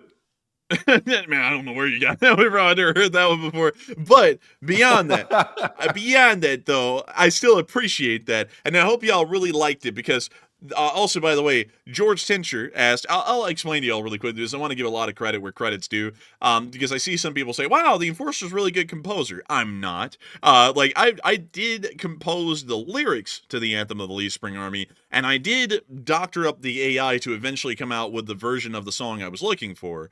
But the actual sound that y'all heard and the composition of the final version of the LSA Anthem is entirely thanks to the composer Marcos Barilari of Buenos Aires, Argentina. Really great composer. He's amazing at what he does. He works with Disney. He works with Pixar. Well, he works with Disney Pixar. He works with a lot of larger companies out there, and he works with the Enforcer channel. He's pretty much our official composer at this point, because he's made everything that we've orchestrated. And the actual orchestra that we used is based out of Budapest in Hungary, and is literally within the very historic center of Budapest. So that's incredibly cool. So I worked with an orchestra in Budapest, a composer in Argentina, and then finally the actual sound mixers who made that final sound mix are actually in Los Angeles here in the United States. So it's a pretty international undertaking to make these kinds of songs. They're not cheap. It takes a good amount of effort, but the actual real work and effort that went into making that happen was thanks to Budapest Scoring, the orchestra, as well as Marcos Barilari, the composer. They're incredibly good at what they do, and it's really cool to finally have pretty much our entire intro in-house LSA made for the Enforcer channel. But really, really cool. And I also see a lot of people saying that this is it's incredibly good sounding. Some people said they got chills.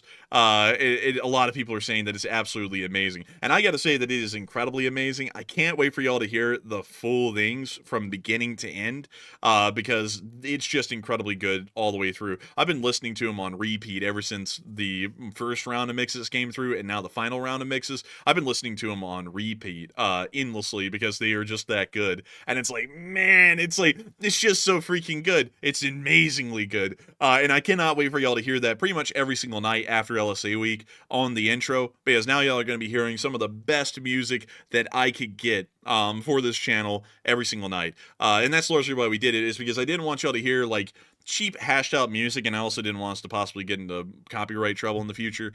Those two reasons is why I went out and made sure to pretty much have our whole intro made in-house, so that way we own the copyrights to it, so that way we can use it forever. But it is just amazing. I love it. I love it so much. And I love to see that a lot of y'all are really, really ecstatic for it and excited for it, because who couldn't be excited for all of these amazing songs that have been made all the way through by a real orchestra with a real composer and everything else? Was that a hiccup? Yes. So, like, and I was trying to hide it the best I could. But Man, I thought it was like a vocal like mess up for a minute. Right at the same time you did that, like the lag hit, and when it sounded like you're getting a shellacking over there, like a pow, and then dude, it actually sounded like you just got a shellacking. Was that an audio artifact?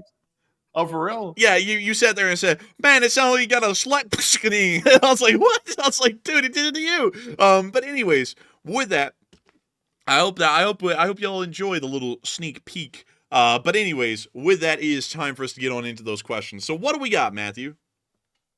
All right, so jumping into our first super chat, the last question segment. This one goes to Made in Canada 182, who puts in a very generous $25 donation. And thank you very much, Made in Canada, for the support and helping to keep the channel running. And they said, is Horseface the commander-in-chief of the Donkey and Horse Division of the Orc Military, in LLT, LSA? Sergei Lavrov is master and commander of all quadruped creatures of the equine variety around the entirety of the planet. And so, yes, he is actually the one in charge of that, because Lavrov is the master of all horses and donkeys along the face of the planet. And so with that, I hope that does address that fairly well. Thank you so much once again for support and helping this channel to keep on running. And with that, we are on to the next one. And our next one goes to Steve T, who puts in a $20 donation. And thank you, Steve, as well, for that support and helping to keep us running. And Steve said, do you think Russia, Iran, and China see the previous and current president stand off an anti-war approach as a serious weakness and are becoming aggressive as a result? And keep up the good work. Yes, they are. I think that's largely the case, because the Russian Federation. The thing is that we always have to be ready to go to war over what is in our interests. And when people continue to make it out that the U.S. really doesn't want to go to war over anything, it's raw weakness. And that's something that I just find so annoying, is that people these days act like that's strength. That's just cowardice and pretending like it's strong. Like if I sit there and say, "Don't you dare break into my house, or I'm going to get in my car and drive away," it's like, that's not being strong, that's being weak. You know, it's weakness. And I think that they really are sensing that, and that's why they're going ham these days, is because not only is the United States their number one rival and target for the large part, it's really the only one they can have. On top of that, the United States is presenting itself as weak under the current and prior administrations, and they're sensing that weakness, and it's practically blood in the water for them. So I hope that does address that well, and I thank you once again for support and helping this channel to keep on running. And with that, we are on to the next one. All right, and our next one here goes to BC Skyman, the channel legend, who puts in a $20 donation. And thank you very much, BC, for that support. I do not see a comment attached to it, sadly, so nothing to address. But thank you very much for the support. And also, by the way, I think he actually sent the link over of that interview on my email. I just saw it come in a minute ago. So I'm going to be checking that out, BC, because I've been anticipating it and trying to see it, because I want to see it on CNN. Very interesting. And also, congrats on getting the interview, by the way. And Enforcer, what say you? And congratulations on getting an interview with a mainstream news channel. Hopefully putting out that LSA kind of truth that everyone knows the LSA for. And of course, you were an integral member of it. And I got to say, a big thanks to you so much once again for supporting this channel and helping it to keep on running. If it wasn't for folks like you, we wouldn't be able to make this channel possible. We wouldn't be able to keep it running. And while you didn't throw in a comment, we know that you have nothing but nice things to say. And we're incredibly happy to have you here with us right now. And so a huge thanks to you so much once again. And with that, we are on to the next one. And we have one from Rye Guy SR, who puts in a 20 as well. And big shout out to Rye Guy for the support also. And he said, keep up the great work, guys. And I know this may be selfish, but we got to figure something out for Monday because y'all aren't on. And do you have a suggestion for Mondays for me to watch? And God bless the USA, Slava Ukraine, and LOC. Honestly, Rye Guy, I would tell you, if I would honestly like say take a break on Monday from the geopolitics because these days it's so heavy. I actually look forward to the Monday break. I enjoy covering the news, like obviously, and actually, I really honestly don't take Monday off. I'm actually working on Monday too, so I'm constantly retweeting, writing tweets, and catching up on things that I need to get caught up on the channel side of things. Usually on Mondays anyway. So I generally take a slight break because we don't do the stream, obviously, but usually I'll do a short war video or something like that. So honestly, it's really not a day off. But if you could take a day off from it, Monday is probably a decent day to do that. I would say turn on something brainless, honestly, like just some like brainless show. I'm not really honestly sure what show that would even be, to be honest with you. Maybe like Faulty Towers or something like that. A good little show. But Enforcer, what say you? I would say, I thank you for the support. I thank you for loving the channel. As far as Mondays go, I generally would say the same thing. Always to make sure to take a little bit of a break and a breather. You don't want to ever burn yourself out. Even as a viewer, it can eventually get to the point that people can wear themselves out. And I would say that the best thing to do on Monday is probably just to watch something fun. Like, I have all kinds of different interests that I'm always into. All of y'all know that. Like, I'm always looking at doing different things and reading about different stuff. Like, I actually have these books that I have just sitting here. Like, this isn't like a Ty Lopez knowledge thing. Like, you know, like some people like reading books, some people don't. And there's plenty of hobbies and different kinds of interests for people to do. And also, one thing I want to make clear is that everything you do in your free time doesn't have to be about making money. It doesn't have to be a graft. Because, you know, it's like, come on, like, you know, just enjoy your free time. It's free time for a reason. You shouldn't be stressing yourself out with trying to make money in your free time. But I have this one book that's really interesting to me, and I've just not been able to read it yet. And it's a pretty big book, actually. It's called The Box, and it's one that I keep on looking at. I'm like, man, I want to eventually get down to reading it, because The Box, the book, is how the shipping container made the world smaller and the world economy larger. That's literally the entire book and pretty much the history of the shipping container. And it seems like such an interesting topic because it sounds mundane, but usually the mundane to me always has a lot of interest in it. Like, for example, I read an entire book on coal a while ago. It was like a month ago, and it was like 300 pages, and it was wildly interesting. I mean, it was crazily interesting with the amount of detail and information that just goes into coal alone and the history of coal. And so I was like, the shipping container has to be a wildly interesting kind of a thing to read about. But that's kind of what I do in my free time whenever I get free time. And unlike Matthew, who kind of works a little bit, streams are very exhausting for me. Like, I'm not even going to hide it anymore. Like, back in the day, they used to be very easy to do, but having to constantly pull up, like, the mental ability to just go, like, endlessly for hours on air is actually really exhausting these days mentally. So, like, usually I want to do brainless things when I'm off air. Like, I really don't want to talk about anything that I talk about on air because it's like I already raked my brain enough to come up with everything for the show every night.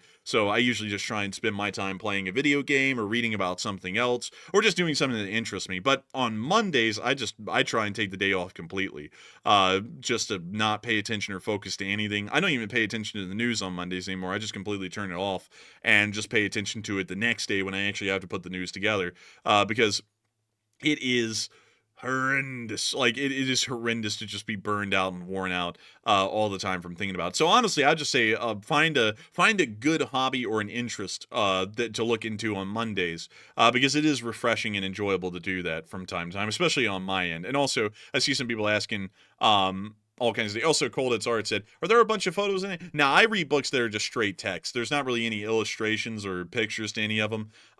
It's just like straight up text and that's it. But let's see. Someone else said, name of the Coal book? Yeah, let me get that for you real quick. It's actually a pretty good one. It is Coal, A Human History by Barbara Fries. It's kind of like I stopped reading towards the last 50 pages of it because the last 50 pages, the book was written in 2008. The last 50 pages are about climate change, and I was really reading the book for the history of coal alone, and you know the different types of coal and things like that. I found that really interesting. But the climate change side of things, you know, it's like I don't really need a call to action or a call to arms on that. It's like I was really just reading for the history of it. But it's a fairly interesting read towards the end of the book because it does explain some things about coal that people may not know about the emissions and stuff that it makes. But it's a very interesting book. The one about the shipping container I haven't really been able to read yet. And I also, I got to be honest, I kind of got to agree with Matthew on this one at this point because I tried to read it and then I had to stop.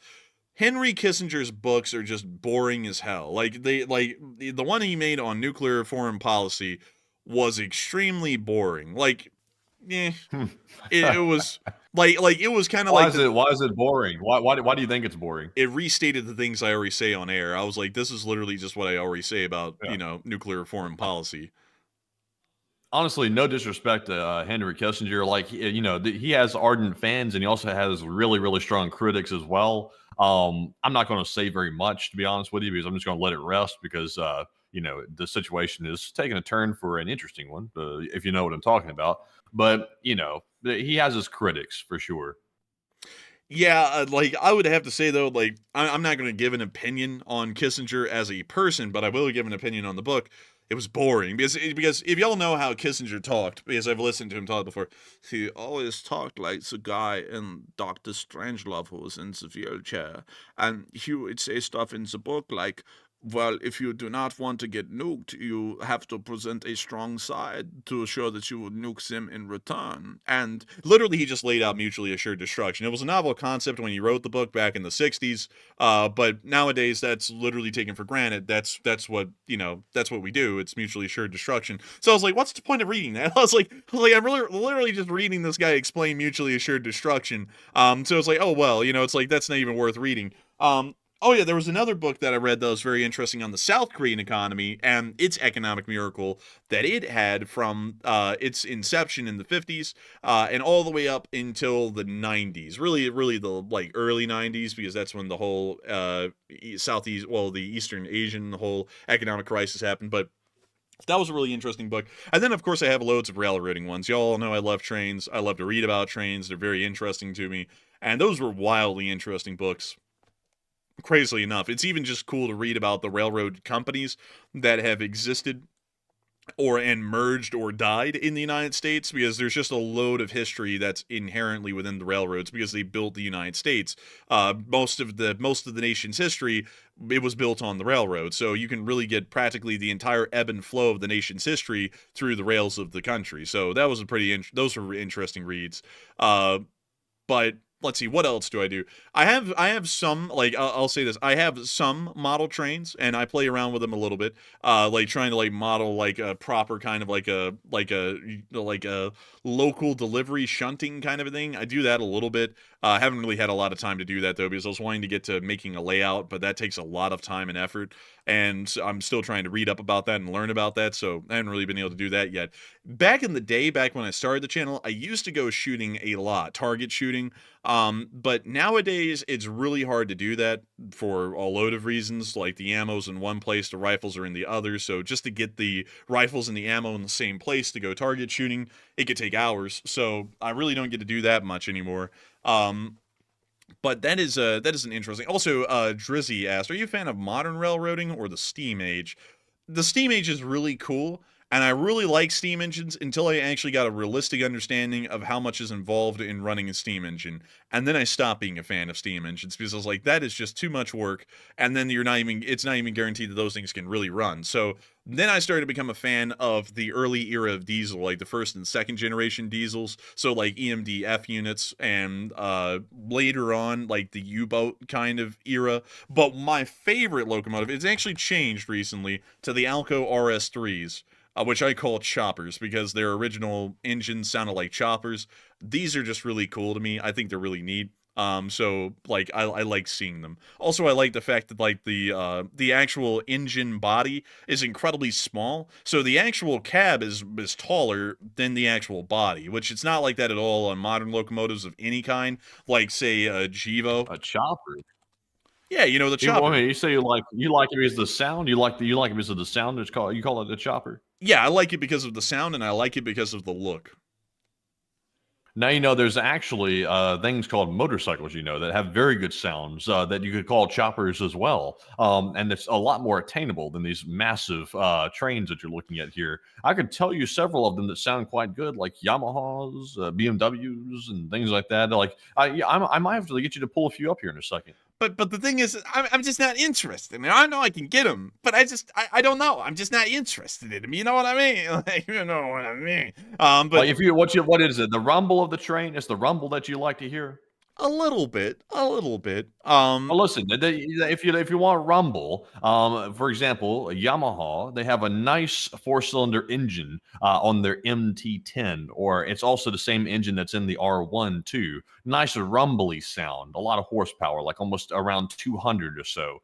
Also, Ducatis and the V-twins, they have very good rumbles too. And if you really want to be a chopper and you don't have soft hands, you can get a Harley, like a street bobber or something like that. Now, that's a real chopper. Interesting. Yeah, that's interesting. That's interesting. But also to continue on the conversation that I was doing just a second ago, modern locomotives don't look interesting to me. Like, they all look the same. Well, they all are the same. The General Electric Evolution series, I believe, is what these are called. Let me make sure. Yeah, the General Electric Evolution series, like these. They're cool looking. It's just that they're all the same. Like, every single one of them is an ES44 or an ET44, so you don't really get a lot of variety. I mean, the liveries can change, but then there's only like 5 liveries at this point. And you know, it's like that's just not really unique and interesting. Like with the Alcos, there was hundreds of railroads that ran Alcos, so there's loads of different liveries on them, and they just look unique, and also the sound's pretty cool. Let me see really quickly. Speaking of sound, let me see really quickly if I can get a video of the audio, of the sound of an Alco, because they are really cool. So Alco RS3. Let's see here. Let me see here. Let me go see. Let me go Ganda, Matthew. Let me go Ganda here. Yeah, this ought to work. So let me fast forward a little bit so that way you can just hear it. Like, this is why they're interesting to me, because nothing in America sounds like this anymore.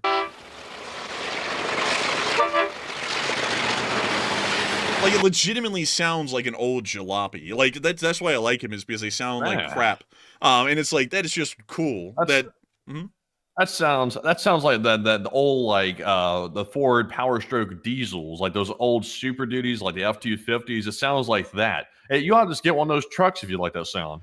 Honestly, I should. Like, honestly, I probably should. But I like that sound because it's like, that's just really cool to hear that on a mainline locomotive with like 1,500 horsepower. It's like, that's really a cool sound to hear.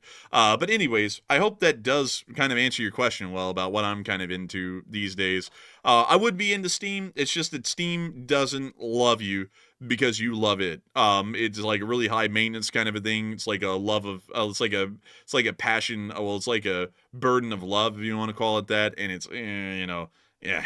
But anyways, I hope that does address that somewhat well, at least the best I can. And with that, we are on to the next one. But a big thank you to you once again. And I hope that you do find something that you enjoy yourself, much like I enjoy my own hobbies and interests on Mondays. But with that, we are on to the next one. All right, and our next one here goes to Duncan VR, who puts in a $23 donation. And thank you very much, Duncan, for the support. And he has the animal noises for us tonight. He said, a ba quack moo, or they're eating the orcs on Tuesdays, ba ba. They're eating the norks on Monday, moo moo. They're eating the dorks on Fridays. I had me scared for a minute, meow. They're eating the donkeys every day. Oh, the fly, oh man, I'm telling you, oh man, ba ba. No, the fly lost his crypto. Oh, man. I heard the fly was grifting again, Duncan. I heard he was grifting this time for some high-end equipment for his very dead YouTube channel that is not getting any views anymore. So, you know, if people are crazy enough to buy expensive equipment for a dying YouTube channel, you know, go right ahead. I got to say, that's crazy. But Enforcer, tell us more. I got to say, thank you for the support, Duncan VR, and I've heard about that as well. And I got to say, the scams no end, because we can largely say how that's going to go, because this is how it's gone in the past from what we see. I need a desk and a chair and a trip to DC. And like the goal will be like what, $5,000 or something like that, Matthew? He'll get like 1.5. Then he'll just end it and never get a desk and a chair, and he doesn't give any money back to anyone. And it's like, that's probably how that will end. Not a great thing, in my opinion, to do. I honestly think about working hard for our money that we make on this show and not begging y'all to give us money for things we want. Like, that seems really lame. But I guess he does it. But beyond that, I gotta tell you, Duncan, gotta tell you, that the Bakwak, Moo Moo, they're eating the orcs on Tuesday, they're eating the Norks on Monday, they're eating Norks. I gotta tell you, Norks aren't that great. Salt and pepper them, they're kind of alright, but not that great. Kind of fell off, the ratings are terrible, but they're eating the Dorks on Fridays, so anyone that is not in my cabinet, they're eating the donkeys every day, and the Fly is out there and he's going crazy. He's trying to get a high definition camera. The only thing that's in high definition is how much he's lacking and how much his channel is dying. Absolutely terrible. This channel is dying worse than that seat that Rosie O'Donnell sits on. All that weight, killing the shocks. Absolutely terrible. But it's an incredible thing. Really bad, really bad. But I gotta say that nobody can beat out the hot dog man for being the biggest dog out there. He's a real dog bastard. But nevertheless, I gotta say, hopefully we get another hit piece made on us very soon. I'd hope so. We've kind of been sad that there's no hit pieces, there's no Fire and the Fury, the likes of which have never been seen. Absolutely terrible. Gotta say, hopefully we'll see something like that, because if we don't, I'm going to know that Hot Dog Man has lost his original spirit, where he used to cuss us out and send his viewers against us in a virulent mob and unjustified attacks. But I would like to see it again. It added a little bit of spice to our life. It made it real interesting, so hopefully we'll see something like that. But I thought that Enforcer Matt had something to say. What did you have to say? I just joined the call again. What was that? He just joined the call, folks. He joined the call. He heard me come on. He was scared of me. He was very scared of me. And so he had to leave the call. Little Ruben. Dude, when you go into a restaurant, man, like, just think of think of everything that he said, like all of the names that you said on people. It's like, oh, hi, welcome to the sandwich shop. Where you're like, I like a little Reuben. I like a little Reuben. I like it. But anyways. Man, I'll tell you what. Hey, man, I'll tell you. I gotta tell you, man, I'm telling you, we need a reset sometimes. And let's see, JM said, please start a separate channel where you talk about stuff in this voice. And I gotta tell you that that's a great idea, a wonderful idea. People have never come up with a greater idea. I came up with it. You didn't. I did. That's my idea. I come up with the best ideas. Nobody can do it better. And I was thinking about that. It would be a bigger and better channel than ever before. It would be greatly done. And nobody could ever top it. Everyone would be saying, wow, that's a great channel. No one can ever do this as well. And I'd be saying, of course, no one can do this as well. I'm the greatest at it. It's just how it works.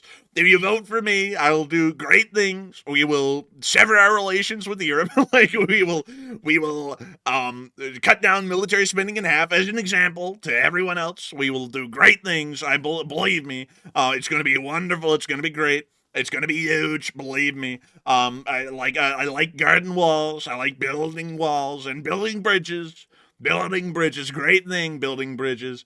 I've told many people I build great bridges, some of the best, some of the greatest. They go, wow, American steel, not Chinese steel, not Chinesium, does not come apart in the first year, kind of like the townhome we're in. Townhome's coming apart, really sad. Like it's paint's coming off the walls. Not really happy with it. But beyond that, oh man. But I do thank you so much, everyone, for enjoying that. I hope you got a kick out of that, Duncan VR, and thank you once again for the support and helping this channel keep on running. Because if it wasn't for folks like you, we wouldn't be able to make this thing possible. And so with that, we are on to the next one. All right, and our next super chat goes to Papa Kenny's Workshop, who puts in a $20 donation. And thank you very much, Papa Kenny, for coming in here and putting in that $20 super chat. We appreciate it. He said, will there be any nuclear fallout if they bomb any facility? And I assume he's talking about Iran. As far as radiological contamination, it would be marginal. It mostly would be within the localized area, less than a mile away from the actual impact sites that we would be destroying. So the amount of radiological fallout would be non-existent for the large part. So I hope that does address that somewhat well, at least from what I would understand. Because once again, we're not dealing with nuclear weapons that have actually been produced and would explode. We're dealing most likely with enriched uranium dust for the large part, or almost like enriched uranium flour. That's almost what it would be. So the explosion could spread the flour over a somewhat decent area, but the radioactive half-life eventually dies off in a couple of years in those kinds of scenarios. And also, on top of that, it's not as radioactive as one would believe. Of course, it would be detrimental to one's health to breathe in the dust, or it would be detrimental to have, someone just continuously living on top of the dust, but it wouldn't be anything that would be incredibly severe, especially over a couple of years' time, where the radioactive half-life would fade away, and then largely it would become inert. So with that, I hope that does address that well. I thank you once again for support and helping this channel to keep on running. And let's see here. Thor Excellon said, "Hey, what's up, guys? Nothing much. Welcome back. I hope you're enjoying this wonderful stream." And I see some people saying, some dogs may grow two tails. Well, I gotta say, that would be a great investment. Two tails is better than one. Use them as street sweepers. I say put them out there as street sweepers and inject them with bleach. Get them working. It's a great thing. But let's see here. Someone said, how's the night going? It's going great. It's going incredible. I think Enforcer Matt's probably getting very tired of hearing this voice. Very tired, but nobody can be tired because we're winning so much. You will get tired of winning. Believe me. It's going to be absolutely great. And someone said, Chinesium is what that let's see, what I don't understand, but Chinesium, not great, not terrible, but I don't like to work with it. It's not great for construction. I like to try and build great casinos out of American steel, because American steel is real steel, long-lasting steel. That's what they don't tell you. That American steel is made out of something special. It's made out of hard work and sweat. And that's something that's not done in China. They make each ton of steel with 3 Chinese laborers losing their lives. Absolutely crazy. And they make a lot of steel, so that's a lot of laborers working, dying every day to sit there and make 1 ton of steel. And it's not even usable steel. It breaks apart in less than a week. It's like made out of styrofoam or something. Really terrible. Terrible ore quality. I heard that the ratings have been dropping. They can't sell any of it. It's stuck in China. And they sit there and they go, how do we sell it? How do we sell it? And they say, let's sell it to America. We're going to send our worst. We're going to send our lowest quality steel with the greatest amount of fractures. It's going to have the largest margins of error. It's going to be absolutely terrible. And then we bring it into America. And then we use it for all kinds of goofy stuff, like we build some kind of a new park. A new park, folks. Listen to that. New park. Absolutely terrible park. Kids getting hurt on it. Broken arms. All that kind of a business. It's terrible stuff. And it's as someone said, it's getting more difficult to listen to this channel. I kind of got to agree with you. Kind of a little tough right now. But anyways, with that, we are on to the next one. All right, and our next one here goes to Andrew Whiteheart, who puts in a $20 donation, and thank you very much, Andrew, as well, for that support. He said on Saturday, the 22nd of February, 6 F-35 fighters are going low and hard in a southeast direction, baking toward the ocean and coming out of Jervis Bay, passing over the Bungendor, where I was working. Oh, that's really cool. And I gotta say, I wish I was there to see that. That sounds like it was incredibly neat. There was a lot of people who saw a similar scene down in Beirut in Lebanon a couple of days ago. Like they saw that too. But beyond that, I got to thank you so much for the support and sharing that with us, because that is an incredibly neat little story. And I'm glad that we were able to hear it. I think that was incredibly cool, and you're very lucky to have seen that. And so with that, thank you so much once again. I hope that has addressed that incredibly well. And with that, we are on to the next one. All right, and our next one here goes to Andy L, who put in a $20 donation, and thank you very much, Andy L, for that support and helping to keep the channel running. And once again, thank you very much for supporting the channel. And Enforcer, what say you? And I got to thank you so much for the support as well. You didn't throw in a comment, but the support is greatly appreciated. It means a lot, because folks like you help this channel to keep on running day in and day out. And so a huge thanks to you so much once again. And we are on to the next one. Also, what's everybody laughing in the chat over here? I see people going wild. Did I miss something? I think it was just the voice, I think, maybe. Oh, okay. I was wondering because I was like, either the chat's super delayed, I'm delayed, or something. I'm like, that's crazy. But anyway, so moving on to our next one here. This one goes to Vajtek Tursi, who puts in a $20 donation. Thank you very much, Vajtek, for the support as well. Hey! They said, what do you think would happen if China decides to attack Taiwan in the next 12 months? And would the U.S. help? And how do you think Japan would act if Taiwan would be attacked? And how would drone naval technology help as a deterrent? And thanks. Very interesting questions. Japan is out of the conflict. Crazily enough, Japan is only exercises a ground self-defense force. Well, a self-defense force. So that means that Japan can only react if attacked, and that's still how it exists in the Japanese Constitution at this time. They've tried to repeal that amendment to the Japanese Constitution multiple times, but to no success. So Japan actually could not get involved in that conflict, even if they wanted to, and they really do. But if the conflict began within the next 12 months, we would probably see that the Chinese actually could be held off, or that some sort of a negotiated diplomatic settlement would occur in between Taiwan and China, and that would be about it. Because with Taiwan and China actually doesn't possess the naval ability at this point to actually land a successful amphibious attack onto the island of Taiwan to physically take it. So the best that they could do is a large air campaign of firing missiles and bombarding Taiwanese ground forces, and also trying to destroy the Taiwanese Air Force over a couple of months, and then see if that would force the Taiwanese to accept Chinese demands or come up with some form of a compromise with China. That's probably what would happen if a war broke out within the next 12 months or so. But it wouldn't be a war where we would see that China would take the island of Taiwan and raise the red banner over Taipei. That wouldn't happen, at least from what we would know right now. So at this moment, Taiwan is still fairly secure because China doesn't have the ability to invade yet. But give it about another 2 years, I would say that it wouldn't happen then, I don't think. But with that, I hope that does address that fairly well, at least in my opinion. And I gotta thank you once again for support and helping this channel to keep on running. Very good questions, by the way. Also, what is the National Palace Museum? What is this museum? What's in it? They've got a Buddha. But what else do they have in it? They have this jade thing that looks like a lettuce. They also have this statue. This looks like someone who just woke up. Like, I'm not kidding. That's like the expression that someone makes when they just woke up. And then we have this blind, and then we have this thing. Unfortunately, I don't know what that is. And then is that a statue of Chiang Kai-shek? I think that's a statue of Chiang Kai-shek. I'm not entirely sure. Correct me if I'm wrong. What else is in this museum? Oh man, those apartment blocks aren't the greatest. Let's see here. Huh. Where in the world is that arch? Like, I want to know where that arch is. Is it in the middle of downtown? I think it's right here. Yeah, here it is, the Liberty Square Arch. Right here. There is the arch. And it's a part of a larger complex, and there it is right there. And here is a statue. I think that's another statue of Chiang Kai-shek. He was a dictator, by the way. This is in China, by the way? This is in Taiwan. Taiwan, interesting. And let's see, what else is around the surrounding area? There's another gate, another arch. They have a lot of arches around this area. A lot of them, as a matter of fact. But what else is interesting? The Lungshan Temple. Very ornate.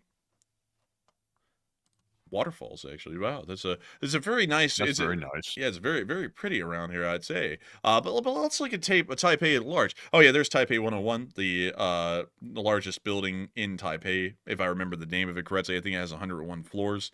But let's see. I think this is one of the first buildings to have like one of those big like mass dampers in the center of it that actually can sway with the building. I think it was one of the first. I think it was, actually. Yeah, I think that is true. It's been around for a bit. And honestly, I got to say that out of all of the lame skyscrapers that we have nowadays, Taipei 101 is probably the most distinct because it actually has a skyscraper style that looks a lot like a pagoda, which is incredibly unique and really calls back to the culture of the Taiwanese people in the design. Like, one of the few times you could actually say this is unique enough that it actually represents the culture of the country that it was built in. Unlike other buildings, like, say, like World Trade Center 1, which legitimately, in my opinion, almost looks like any other skyscraper made in the present day at this point. Like you could take World Trade Center 1 and move it to Turkey, and it would look the same as any other skyscraper in Istanbul at this point, or in London. Like it isn't really that unique. There are some cool ones in London, though. Like speaking of London skyscrapers, because of the sightline rules that they have in the city, where certain lines of sight have to be clear, they had to design the buildings around it. Like, for example, the Shard, which is right here. This is a really cool building. I think the Shard is incredibly neat. Yeah, I like that one too. It's creative looking. And also, I like the one that turns into the giant magnifying glass and fries people alive underneath. Where in the world is that one? It's somewhere over here. Where in the world is it? You know the one wait, is it this one? Oh, that's cool. I've never seen that before. Yeah, sadly, yeah, it is this one. The one with the concave side, Matthew, when the sun hits it the right way, it turns into a giant magnifying glass and starts melting stuff on the ground. They had to put like a special glaze on all the windows on this side of the building to stop it from roasting stuff on the ground in the middle of the day. Man, I'll tell you what, that must be the same people that Elon hired as well, the professional glazers. Dude. Well, apparently one of them wasn't working in Doge because they left. But man, dude, this building is neat to me. Also, the Grenoble, I think if I remember the name of that one correctly, the Gherkin. No, it's the Gherkin. This one's really neat too, because it looks like one of those little Russian nesting eggs. Like it's a pretty neat building for that reason to me. That's pretty neat. I like it.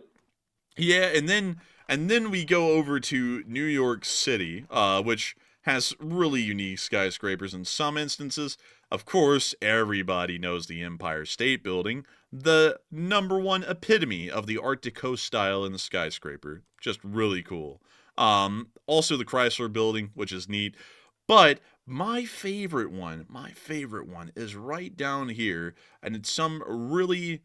And I'm being sarcastic by saying it's my favorite. It's not my favorite. I hate this building. But it's somewhere along Central Park. Nah, it's not down here. It's up here somewhere. Where in the world is it, Matt? You know the one I'm talking about. It's that ultra-thin one that's like maybe like 30 feet wide and it's like 1,000 feet tall. It's like the ugliest looking... The Flatiron?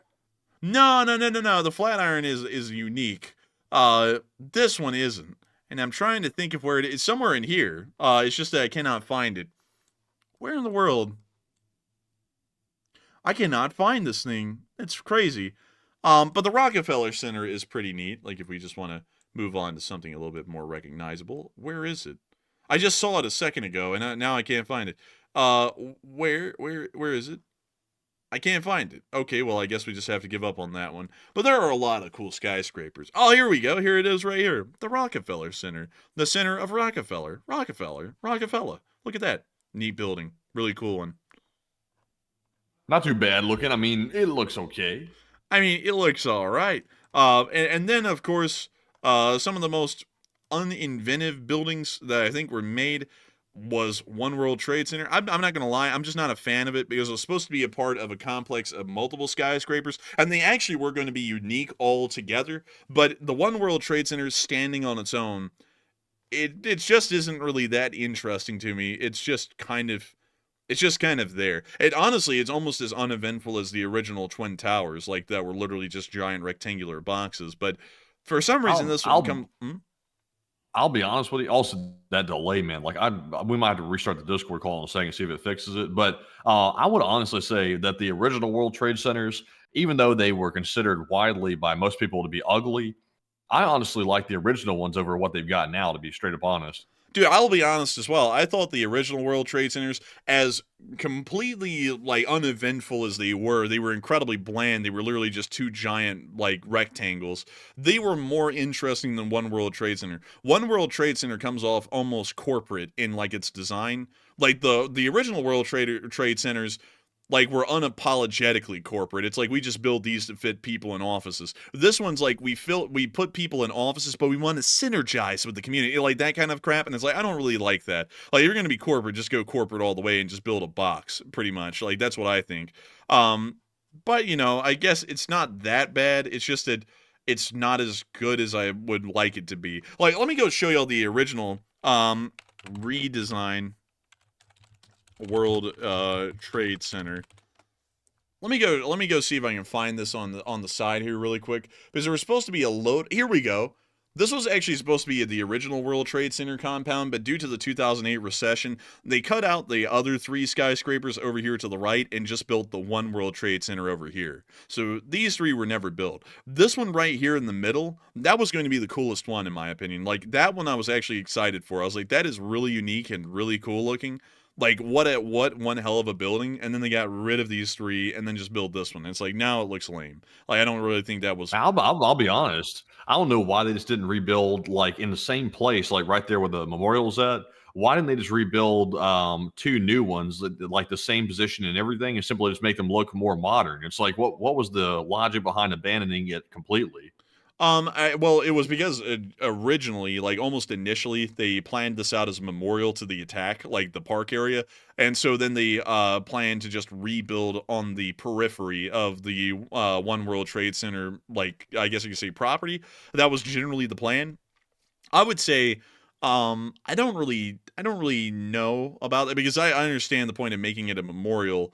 But at the same point, it almost makes it, in my opinion, like on a flip side, I could see this argument that the terrorists practically won, because it's like at this point there's a giant gaping hole in the center of downtown New York that reminds everyone that for one moment the terrorists actually got one over on us. Like I get like the whole point of the memorial, but I also, like, on the other hand, I'm like, I don't know. Like I feel like it would have been better to just rebuild and almost like a one-to-one replica of the original World Trade Centers, pretty much as a big finger to all of those forces that pretty much joined together, like Al Qaeda, to conduct those attacks and show that no matter what, we will just rebuild and continue to be as resilient as ever before. That might be, I don't know. That's one that could be easily debated, in my opinion. I could really go either way on it, but still. The original World Trade. Also, let's see. I saw Monster Lab say, I heard it's hard to rent out those offices in those skyscrapers, but could it be BS? I've always thought this. I personally wouldn't want an office in there, me personally, because it feels like that might be a new target for really bad people to think they want to try to do something like that again. Me personally, I wouldn't want an office there. I'd probably like say, yeah, I'm good. Like, can I like work from home or, work in a different building or something like that? I just wouldn't want to be in it, to be straight up honest. I'd feel paranoid. Yeah, I mean, but still, at the same time, reason why they're having a hard time selling it out now is that no one really needs all that office space anymore, because you can just work remotely, and a lot of people are seeming to do that these days. But that is an interesting question, honestly. And also, I see some people, getting angry about it. Also, it is the World Trade Center Memorial, I do not believe, is a burial ground at all. I believe that most people who died there pretty much were vaporized when the buildings collapsed, and any of their remains that existed, I believe they were taken off to wherever the next of kin wanted them to be, of course, buried. So I don't believe that I don't believe that the World Trade Center Memorial is an active cemetery. Unless if I'm mistaken. Maybe it is, but I have not heard that before. Let's see. I'm seeing some other people saying, I saw someone just say straight up, that's a dumb take. But here's my thing though. Like, it was a tragedy, yes, but at the same time, my question is, when we see, for example, London get bombed in the Blitz, and around, I believe, 10,000 Londoners at a minimum died during the Blitz, did we see that every single place that someone got killed, or all 10,000 of those people got killed, did we see that all of those craters became memorials, or did they just rebuild afterwards? And usually they would just rebuild. I don't really think there was a lot of memorials where just places were left empty from the Blitz that were deliberately left empty for the purposes of creating a memorial. And a lot of other places are like that as well. I mean, there's like a specific memorial for major things, and 9/11 was a major event. But at the same time, I kind of question whether it's a good idea to just leave a giant gaping hole in the middle of where those buildings were. Pretty much, like, because you can look at it 2 ways. You can look at it as this is a memorial to all the people who unfortunately died on 9/11, which I'd say was well deserved. Or you can look at it as this is pretty much a reminder to everyone in the United States every single day that terrorist forces got one over on the United States and killed thousands of innocent people. It's like, I don't really know like which way to look at that, because I can really see both sides of that. So if you think it's dumb, it's dumb. If you think that's a good take, it's a good take. It is what it is. But I kind of question about that a little bit. But anyways, with that, I hope that does address that somewhat well. But we are on to the next one. All right, and our next one here goes to Veteran RN, who puts in a $100 donation. And thank you very much, Veteran RN, for that $100 support. That is the largest one of the night, by the way, and we appreciate that very much. And Veteran RN said, I am who I am, and not who you think I am. Hey, I am who I am. Wow. But beyond that, thank you for, wow. But thank you for the massive support, Veteran RN, and thank you for helping this channel to keep on running all the way from the United Kingdom of Great Britain and Northern Ireland. A really cool place, in my opinion. And I've been over there a couple of times, and I always want to make sure to try and get back over to Europe someday. I'm working towards that almost daily at this point. I want to get over there, not of course while we're running the show, but eventually in the future, probably after I retire in a couple of decades. But I still thank you for the massive support and enjoying this channel and wanting to keep it running, Veteran RN, because if it wasn't for folks like you, we would not be able to make this thing possible and keep it running. So a huge thanks to you so much once again. I hope that does address it incredibly well. And I also see a lot of people bringing up an argument against what I'm saying, which is Pearl Harbor. And I want to quickly share this with all of y'all, because y'all may or may not know this, but that isn't really the case, because ships were sunk on Battleship Row. A lot of them ended up damaged or sank, and we refloated most of them, exhumed the bodies, and got those battleships back into service. The only ones that remain are the USS Utah on the northern side of Ford Island, which was abandoned because it was completely impossible to salvage the vessel, or even break it up for that matter. It was just considered economically inefficient, because you would have to have undersea divers break it up, so that was considered financial loss. But the USS Arizona was not exhumed either. Really, it wasn't for the fact that most everyone died on board the Arizona. The U.S. Navy put that into consideration a little bit, but the major thing that really stopped us from refloating the Arizona was the fact that pretty much everything ahead of the bridge had been destroyed. You can see that still to this day, that there's practically nothing up there. And you can even see that the explosion was, well, actually, I believe they cut down the turrets. Well, no, actually, I don't think they cut down the turrets on the bow. I think they cut them off on the stern, so that way they weren't causing a major obstruction for the large part throughout Pearl Harbor. But pretty much every single vessel that could be refloated after Pearl Harbor was refloated and put right back into service, which was much to the surprise of the Japanese when they would end up running into these battleships in later battles in the Pacific, because they knew that they sank them in Pearl Harbor and somehow they were refloated. The entire operation was highly classified by the U.S. Navy that they were refloating a lot of those vessels. But kind of like my argument with 9/11, it's like, what would have been better? To leave all of those ships that were sank as a reminder of what happened, or to refloat them and pretty much act like we were going to be resilient and triumphant no matter what, even though really most of those battleships that we refloated were really obsolete and were so slow that they really couldn't even keep up with most of the battles and goings on in the Pacific for the large part. And also another thing that I want to put out, as far as the decision to not refloat the Arizona and the Utah, it wasn't really for the fact that they wanted to create a memorial and pretty much a interred cemetery for those who died at Pearl Harbor. It was really for the fact that they couldn't refloat the ship. If they could have refloated it, they would have, and they would have put it right back into service and just pulled all the bodies out and went and buried them somewhere near to Pearl Harbor, or somewhere back to where the next of kin wanted them to be buried. But the fact of the matter was that this ship was not salvageable because of the significant damage ahead of the midships, and also the Utah was not salvageable because it rolled over, and when they attempted to roll it back over onto its keel, the rigging snapped and it rolled pretty much right back over on top of itself again, making salvage completely impossible at that point. So I hope that addresses that somewhat well, because that's kind of why, like, I get the Pearl Harbor argument, because the Arizona does exist, but it really exists because of finance and not really because the president at the time wanted to become a memorial immediately. So with that, I hope that does address that somewhat well, at least in my opinion. And also another thing, one more thing I forgot to cover about that, is that the Pearl Harbor Memorial, which stands right over it, right over the Arizona, I believe that was built actually in the 80s, if I remember correctly. Let me go pull that up. The USS Arizona Memorial. Let's see. So that was built in well, actually, let's see here. Let's see. So the Arizona Visitor Center, which is what that is on top of the Arizona, was actually built in 1980. Well, it was built before 1980, but opened in 1980. So for the longest time, for about 40 years after World War II, the USS Arizona just sat in the harbor with really no way to get to it, or no one even to really treat it as a memorial, and it just sat there in the harbor with, about 1,000 or so people still inside of it dead. So, that kind of is also something to think about as well. But anyways, with that, we are on to the next one. All right, so our next one here is going to go to Ed, who puts in a $20 donation. And thank you very much, Ed, as well for the support. He said, LOSA, Irish Ed here, and Israel bombed Iran's nuclear sites a few moons ago. And if Israel and the USA bombs the enriched uranium, it literally creates a massive dirty bomb and may affect neighbors. And dirty bombs last long. What do you think?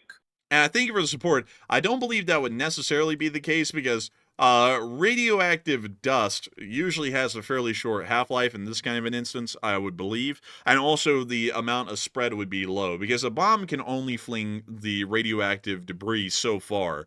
It's not really like it's a nuclear mushroom cloud and then it gets carried off in the jet streams hundreds of miles. It mostly would be a fairly localized affair, in my opinion, with that. So I would have to say that, in my honest opinion, the amount of fallout and damage would be fairly minimal in that kind of an airstrike by the U.S. or Israel.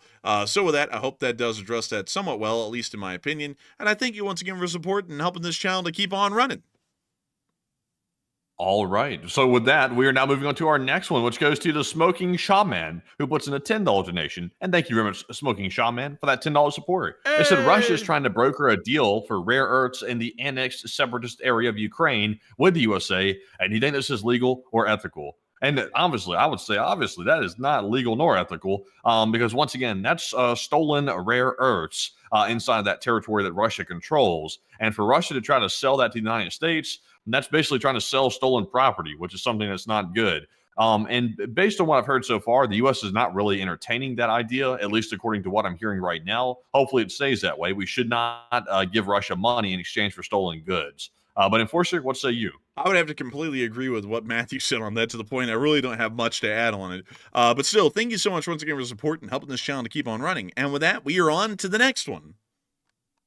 And our next one goes to MM, who puts in a $10 donation. And thank you very much, M&M, for that support and helping to keep the channel running. And Enforcer, what say you? Hey, and I gotta thank you so much for the support. You didn't throw in a comment, but the support means a lot and helps this channel to keep on running. And so with that, a huge, massive thanks to you so much once again. I hope that does address that incredibly well. And with that, we are on to the next one. And our next one is going to go to Brian Champion, who puts in a 10. And thank you very much, Brian Champion, for that $10 support as well. He said, thank you both for all you do, and take one from that chat. Hey, and thank you so much once again for the support, and thank you for enjoying everything that we do. We try our best to make sure that the show is informational and very interesting every single night. And I gotta say, thank you so much once again. It means a great deal. But nevertheless, it is time for us to move on into that live chat. So what do we got, Matthew? All right, so the live chat question in honor of Brian Champion is going to go to Snowy, who said, how many full U.S. carrier groups are near Taiwan, and do we have any idea? I believe that there's around 1 or 2 at this moment. There's one, I believe, permanently stationed in Japan, if I remember correctly. And then there's one that I believe may be somewhere in the area, although I really cannot be sure on that at the moment. So there's probably about 2 carrier groups somewhere within the vicinity, but none directly around Taiwan at this point, at least from what I would know. But with that, I hope that does address that well, and I thank you once again for support. And also clarification for everyone, apparently the visitor center near to the highway opened in 1980, but the actual memorial above the USS Arizona was built about 23, well actually it was opened about 25 years after the attack in 1967. Well, actually, it was opened in 1963 to 1967, so it was opened about 20 years after the attack. So with that, I hope that does address that somewhat well, and thank you once again for clarifying that, Walter E. Lakota. And with that, we are on to the next one. And the next one goes to Eric Horner, LSA, who puts in a $10 donation. And thank you very much, Eric Horner, as well for the support. He said, do you think China is ready for a major conflict with not just Taiwan, but the U.S. and NATO? And do you think their military is up to par like they make it out to be? And LSA. And I thank you so much for the support. And also, Mandy, what military were they talking about again? They're talking about China. I would say no. China's military looks good on paper, a lot like the Russians, and while they do put a lot into their military budget, things are cut. Corners are cut a lot in Chinese military weapons development and procurement, so that way they can just get it out there for everyone. But it's not incredibly high quality. Their night vision devices are digital, not analog. A lot of their systems are pretty much cheap knockoffs of other countries. I would generally say that they're not really up to snuff, like a lot of people would generally believe. It's a large military, a lot more competent and capable than, say, the Russians, but as far as actual qualitatively, it's not going to be as good as the United States by any means. So with that, I hope that does address that well, and thank you once again for the support and helping this channel to keep on running. And with that, we are on to the next one. And our next one is going to go to the B-Man, who puts in a 10. And thank you very much, B-Man, as well, for that support. He said, save the donkeys. And save the donkeys indeed. They don't need to be out there, and I don't know why they're trying to force them out there. But still, a huge thanks to you once again for the support and helping this channel to keep on running, because if it wasn't for folks like you, we wouldn't be able to make this thing possible and keep the channel running. And so a huge thanks once again, and we are on to the next one. And our next one is going to go to Neil Vizanot, who puts in a $10 donation. And thank you very much, Neil Vizanot, for the support and helping to also keep the channel running. He said, I see a lot of people don't know what Greenlight teams I was referring to. Can you please look up Cold War U.S. Greenlight teams and what they are? And take one from the chat. And let's take a look at them. U.S. Cold War Greenlight teams. And let's see. Greenlight program was active from 1962 to 1986, a period during which Special Forces teams and other U.S. military units trained to clandestinely infiltrate small nuclear weapons behind enemy lines during World War III. Now, I don't know about that. Airstrikes, yes, but planting small nukes inside of Iran and then detonating them might be a little far, because then we're technically conducting a nuclear attack on the Islamic Republic of Iran. So, I actually didn't know that either. I thought those were just pretty much green-lighting airstrikes, is what you were stating, because I personally had not heard about that before. I don't really pay attention much to Special Forces. Usually I just pay attention to the larger things. But still, thank you for the support, and thank you for clarifying that. I really didn't know exactly what those were either. But I generally would be against nuclear attacks unless if they were a last resort, or unless if we were losing on the conventional battlefield to the point that our sovereignty was being threatened against another nuclear power. And so with that, I hope that does address that somewhat well, at least in my opinion, and thank you once again, and we are on to the next one.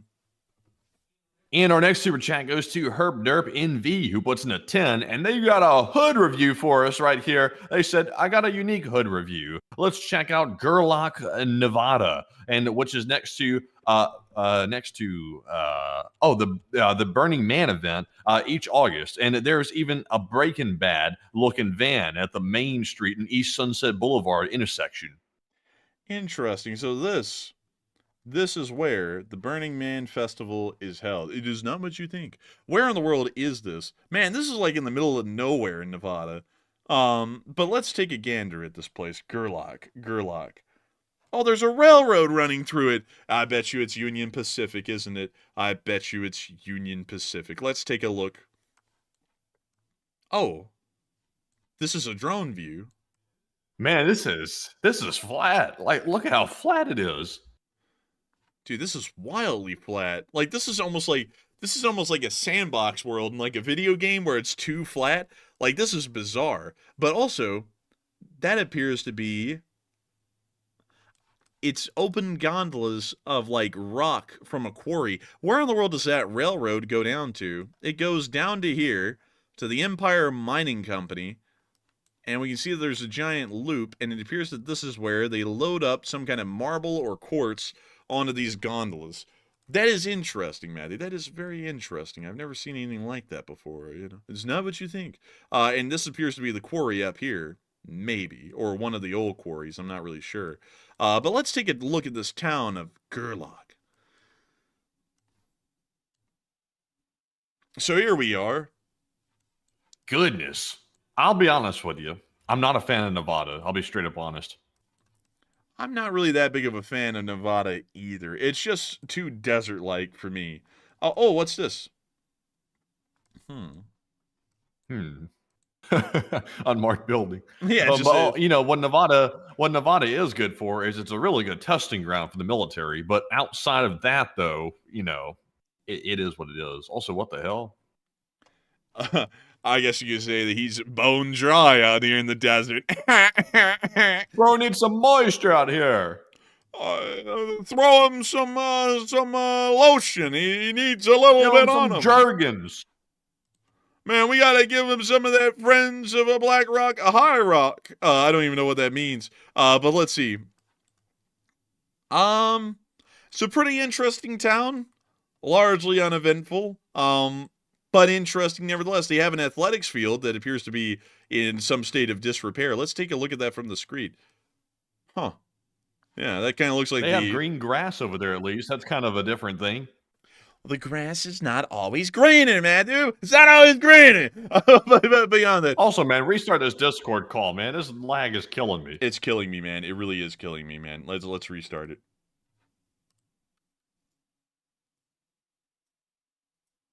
Hang on, y'all.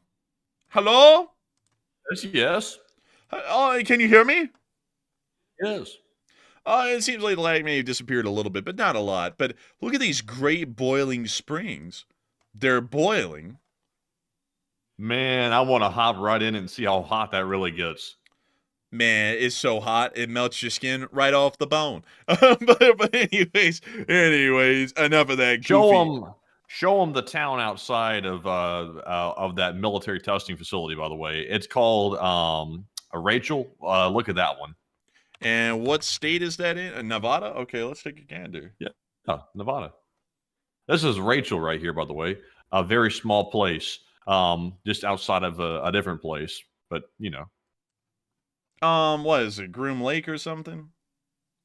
Yeah, it's right down there. Man, you acting all secretive about it. I was like, man, what's it matter to you? Look, it's homey. Look at that. There it is. Look at that. They got a crane out there. Crazy. But beyond that, let's take a look at this town of Rachel. All right. They got the alien thing going on strong. They're trying to capitalize on that. Oh, look, the Tonopah testing range. Let's see. It's Sandia National Laboratories for the Department of Energy. Well, the Department of Energy sometimes got to nuke someone, you know? It's just what they do. And look, a little alien. Look at that. Oh, that's cute. That's real cute. And then they get this thing on a tow truck. Crazy, man. They're really trying to market this stuff out here. I don't really think a lot of people pass by this place, though, because it's like off in the middle of nowhere. Nowhere, well, as I tell you. The thing is, I think some of the workers actually, I think, live in Rachel to go to the test range, but not a lot of them. I think it's just like support workers and things like that. The higher profile workers typically are flown in from Las Vegas, and they're not actually living out here in the middle of nowhere. Because honestly, it's not really desirable to live out here in the middle of nowhere. That's why they get flown in, and you know, it's preferable that way. But man, they got a long runway out here at Groom Lake, and they only maintain this part down here, telling us that apparently that's what you too. Yeah, well, I was about to say, apparently the testing of certain kinds of aircraft that required a large takeoff clearance don't happen anymore because this area is completely unmaintained. But this part is a little bit, maybe, sort of, kind of. I mean, but this part really is. I mean, wow. This runway is incredibly nice. Dang, man. You know, I think this runway is being used a little bit more because of those skid marks there on the runway as well. That's the active runway that the Janet air passenger jets land on all the time. Is that farthest runway? Yeah, you could tell because of the skid marks. Kind of the same rule you use with underwear. They're used a lot. They got skid marks. But anyways, with that, I'm just kidding, by the way. But with that, we are on to the next one. And our next one goes to Dean Hugh, who puts in a $10 donation. And thank you very much, Dean, for that support. He said, I really like your stream, and your presentations are excellent and refreshing. And Slava LSA, long live Ukraine. Hey, and thank you so much for the kind words of the support. And we're happy to know that you enjoy it. We put a lot of effort into that. We hope that really a lot of people always like it. And so with that, thank you so much once again for support. I hope that does address that well. And with that, we are on to the next one. And also someone said it's Jen Air. No, I think the airline, and also, by the way, it's not an airline, it's the U.S. government, it's the U.S. Air Force's passenger jets, by the way. They're small, like, I don't know if I think they're Boeings or something like that. They're real small, like little baby Boeings. I can't remember what the, registration, not the registration, I can't remember what the model of this aircraft is, but it's called Janet. Yeah, I think it could be. but it's called Janet, and some people think it stands for just another non-existent terminal, but nobody really knows what it means. It's just a acronym, but the Air Force is the owner of the planes. Let's see here. Let's see here. They have so these are 737-200s, and these are 737-600s. Look at the crappy engines that were on the older one, by the way. Like these are the newer nice engines. Look at these little crappers right here. Why are you dissing on them, Matthew? These were the original Indian These are engines. crappers. These were the original engines the planes were designed for. Yeah, but you know the thrust those things make? It's horrendous. Matthew, you're going to diss on the original engines of the 737? I mean, I think they look really cool. They're flush. They were loud, they were not fuel efficient, and they barely produced enough thrust for the amount of fuel they were, using. Perhaps. You know, one thing I don't like about the 737s is how the rear landing gear are exposed even when inside of the fuselage. Yeah, these right here are really weird. There's also, the Airbus has a small one. I don't know why all the model names are slipping me right now, but there's a baby bus that Airbus has too. It's like the comparable one to this, like the more modern version that Airbus makes. That's pretty neat. But I can't remember the dang model name. I don't know why it slipped in my brain. Yeah, it is the A318. Yeah, it's that one. Yeah, baby Airbus. Baby bus. Baby bus. But neat, they're pretty neat. They're pretty cool. I'll be honest with you, man. My mind's slipping me a lot quicker tonight than normal. I don't know why. That's why I'm kind of getting a little bit quiet over here. But yeah, Janet Airlines, it's a thing, and it's not Jan, it's Janet. But with that, I hope that does address that well. And with that, we are on to the next one. But the big thanks to you once again for the support and helping this channel to keep on running. All right, and our next one here goes to Kevin, who puts in a 10. And thank you very much, Kevin, for that support. He said, one question tonight for the both of you. If peace for Ukraine was to be successful and the war had ended, would you visit Ukraine? And if so, what is the first thing you do there together? And I will say I do want to go to Ukraine one day. Honestly, I do. I don't want to go there during wartime, though, because I'll be straight up honest. I think that's a little bit reckless. Now, obviously, there have been YouTubers that have gone to Ukraine during the war. I would say, if you feel like you want to take the risk, go right ahead. But it is slightly risky because, once again, Russia does not like people that speak their minds about the war. And we've said some very derogatory things about the Russians, and they could want to take you out. And also, sometimes saying things about the wrong people in any government can get you into bad trouble sometimes. So, me personally, I'm going to be okay with waiting until after the war's over when things are a little bit more settled down. But we've done good for Ukraine from a distance. I think that's probably good enough. But Enforcer, what say you? I would say that hopefully we would eventually be able to visit Ukraine. And if we did, I'd like to go around and look at the historic stuff in Ukraine. I think that'd be pretty neat. And so with that, thank you once again for support. I hope that does address that well. And we are on to the next one. And the next one goes to Nobody, who puts in a 5 once again. And thank you very much, Nobody, for the second support of the night. They said, yes, courtship, meaning romance, to a good and strong family as well. Strictly traditional. Whole family must agree. I'm good match. First, thank you, LSA. And I thank you for the support. I don't really know what that means, but I do thank you for the support and helping this channel to keep on running. Because if it wasn't for folks like you, we wouldn't be able to make this channel possible and keep it running. And so with that, we're on to the next one. And the next one goes to Point of Guinness, who puts in a 5. And thank you very much, Point of Guinness. They said maybe Ukraine should revisit its 2021 mineral deal it did with the EU to get even more and much more modern equipment and much more equipment out of them instead. Maybe so. Maybe they could do that, but it appears that they're leaning more towards, at this point, going to the United States, but still not a bad idea. So with that, thank you once again for support and helping this channel to keep on running. I hope that does address that somewhat well. And with that, we are on to the next one. And our next one goes to Kyle Padell, who puts in a 5. And thank you very much, Kyle, as well, for that generous support. He said, long live the LSA, and my older brother just graduated from USSF in Lackland Air Force Base, and the trusted news. And also, congrats to your brother, by the way. Hey, and congratulations, and thank you once again for the support. And I hope he's going to have a great time out there, a great time indeed. And thank you once again, Kyle Padell, for always being here and always enjoying this channel and supporting it, because folks like you help to make this thing possible and keep it running. And so with that, we are on to the next one. And the next one is going to go to Ryan H., who puts in a 5. And thank you very much, Ryan, for the support. He said, could the Arrow 3 or the David Sling missile defense systems intercept a nuclear warhead fired from Iran? They can conduct exo-atmospheric interceptions, and I believe in terms of an intermediate range ballistic missile to the capabilities that Iran could produce, I think it actually is possible that they could conduct an interception on that weapon. So with that, I thank you once again for support. I hope that does address that well. And with that, we are on to the next one. And our next one goes to Hatchet 000 or Quadruple Zero, who puts in a $5 donation. And thank you very much, Hatchet, for the support. And also a huge shout out to Rose Silver, who put in a $3. And neither one left comments, but thank you, Rose and Hatchet, for the support and helping to keep the channel running. And we also have a 5 from DJ. And the DJ said, "What the hell happened to the marmot? Jay Tolls."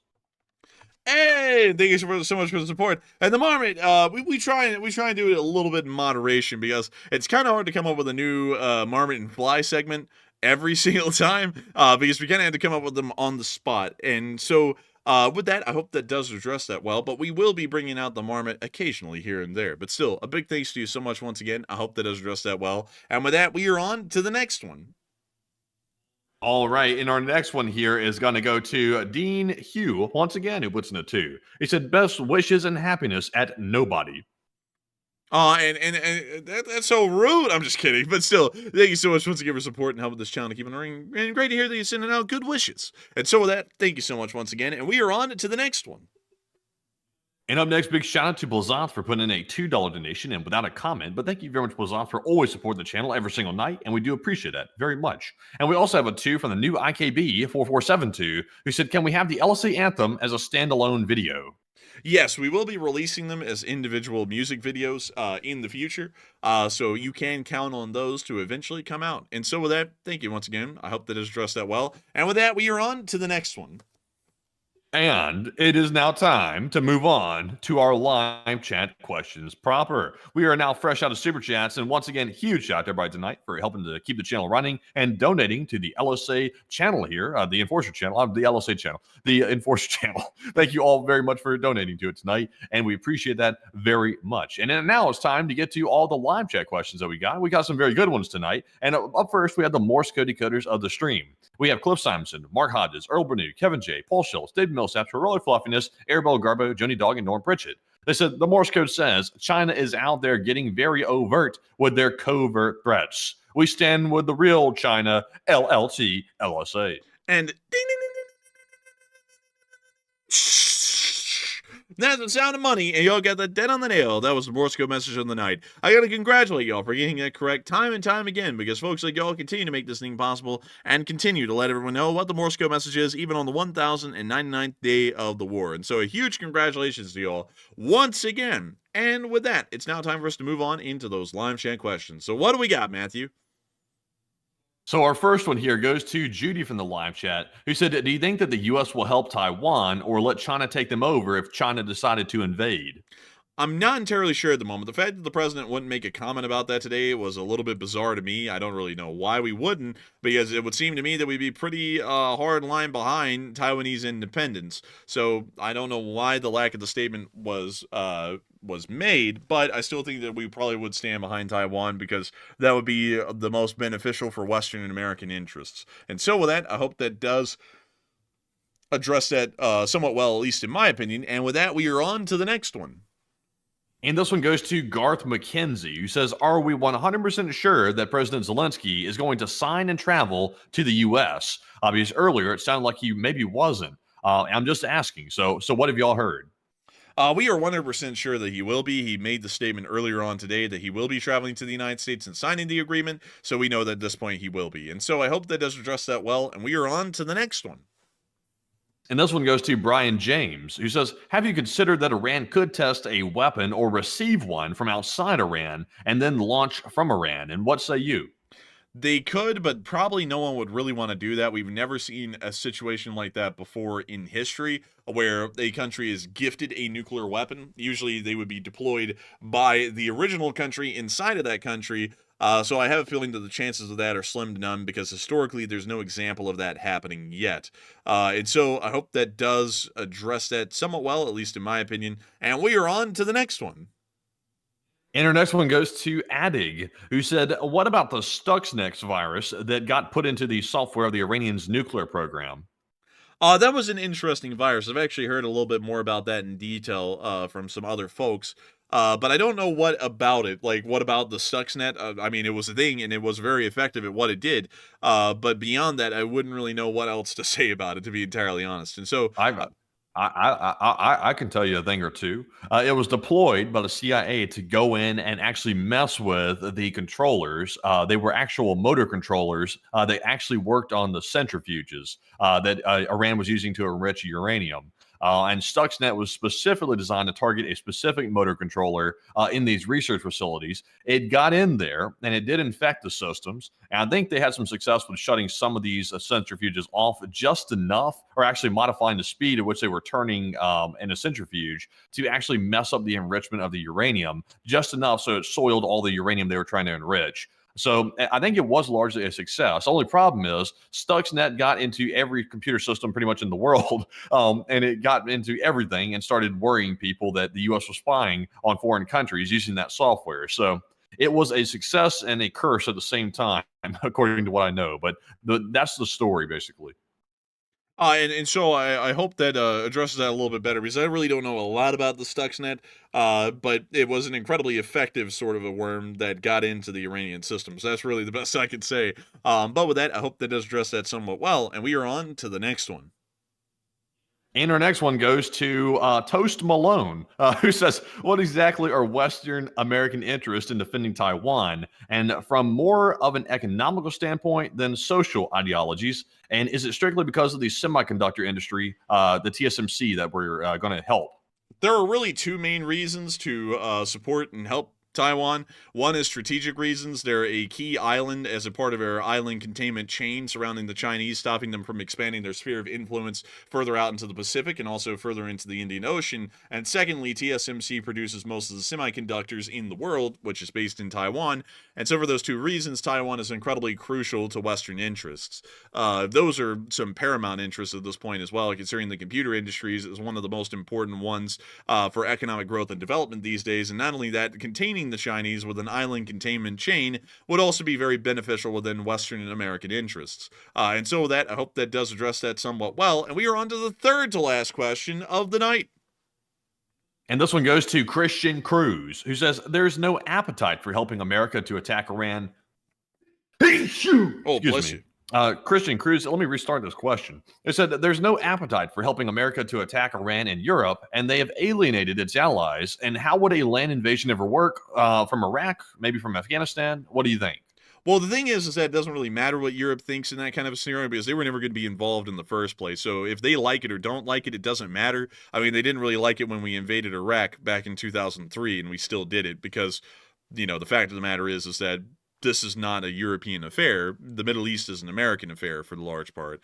So, not like to sit there and make it sound like Europe doesn't matter, but in this scenario, Europe actually doesn't matter. But beyond that, though, a ground invasion would work just like an invasion of Iraq. It's mountainous terrain in Iran, however, which would be a little bit difficult to deal with, but I'm having a pretty decent feeling that the Islamic Republic of Iran's government would most likely collapse with the presence of U.S. forces on the ground anywhere inside of Iran. So I hope that does address that somewhat well, at least in my opinion. And with that, we are on to the second to last question of the night. And this one goes to Gulf of Matt LSA. And I love that. I love that username right there. Gulf of Matt. They said, couldn't Iran shoot down a B-52 somewhat easy and non-supersonic in its high observability? And I'm guessing the B-52s would fire long-range cruise missiles, or how exactly would the B-52s attack Iran? The only way that a B-52 can work in modern air doctrine is firing off long-range weaponry, such as cruise missiles. They can never fly directly over a target. They will be shot down by anyone, really, at this point. So you're largely correct. They would be firing off cruise missiles. They would never fly directly over Iran. They would be an incredibly easy target to shoot down. This isn't necessarily the Operation Linebacker and Rolling Thunder days of Vietnam, and they were still getting shot down a pretty good bit then. This is the modern day, where they will get shot down very easy, so they would only be used in a standoff setting where they would be firing off cruise missiles from hundreds of miles away, where they're not in danger of being shot down. So with that, I hope that does address that somewhat well, and we are on to the final question of the night. And so who was the last person that threw in the lucky last question of the night? And that viewer is going to be Epic Trains Canada, who said, does Taiwan have access to anti-ship missiles like Ukraine does? And if China invaded, would Taiwan be able to sink all of their ships? Yes, actually, Taiwan develops their own anti-ship missiles called the Sungfen 3.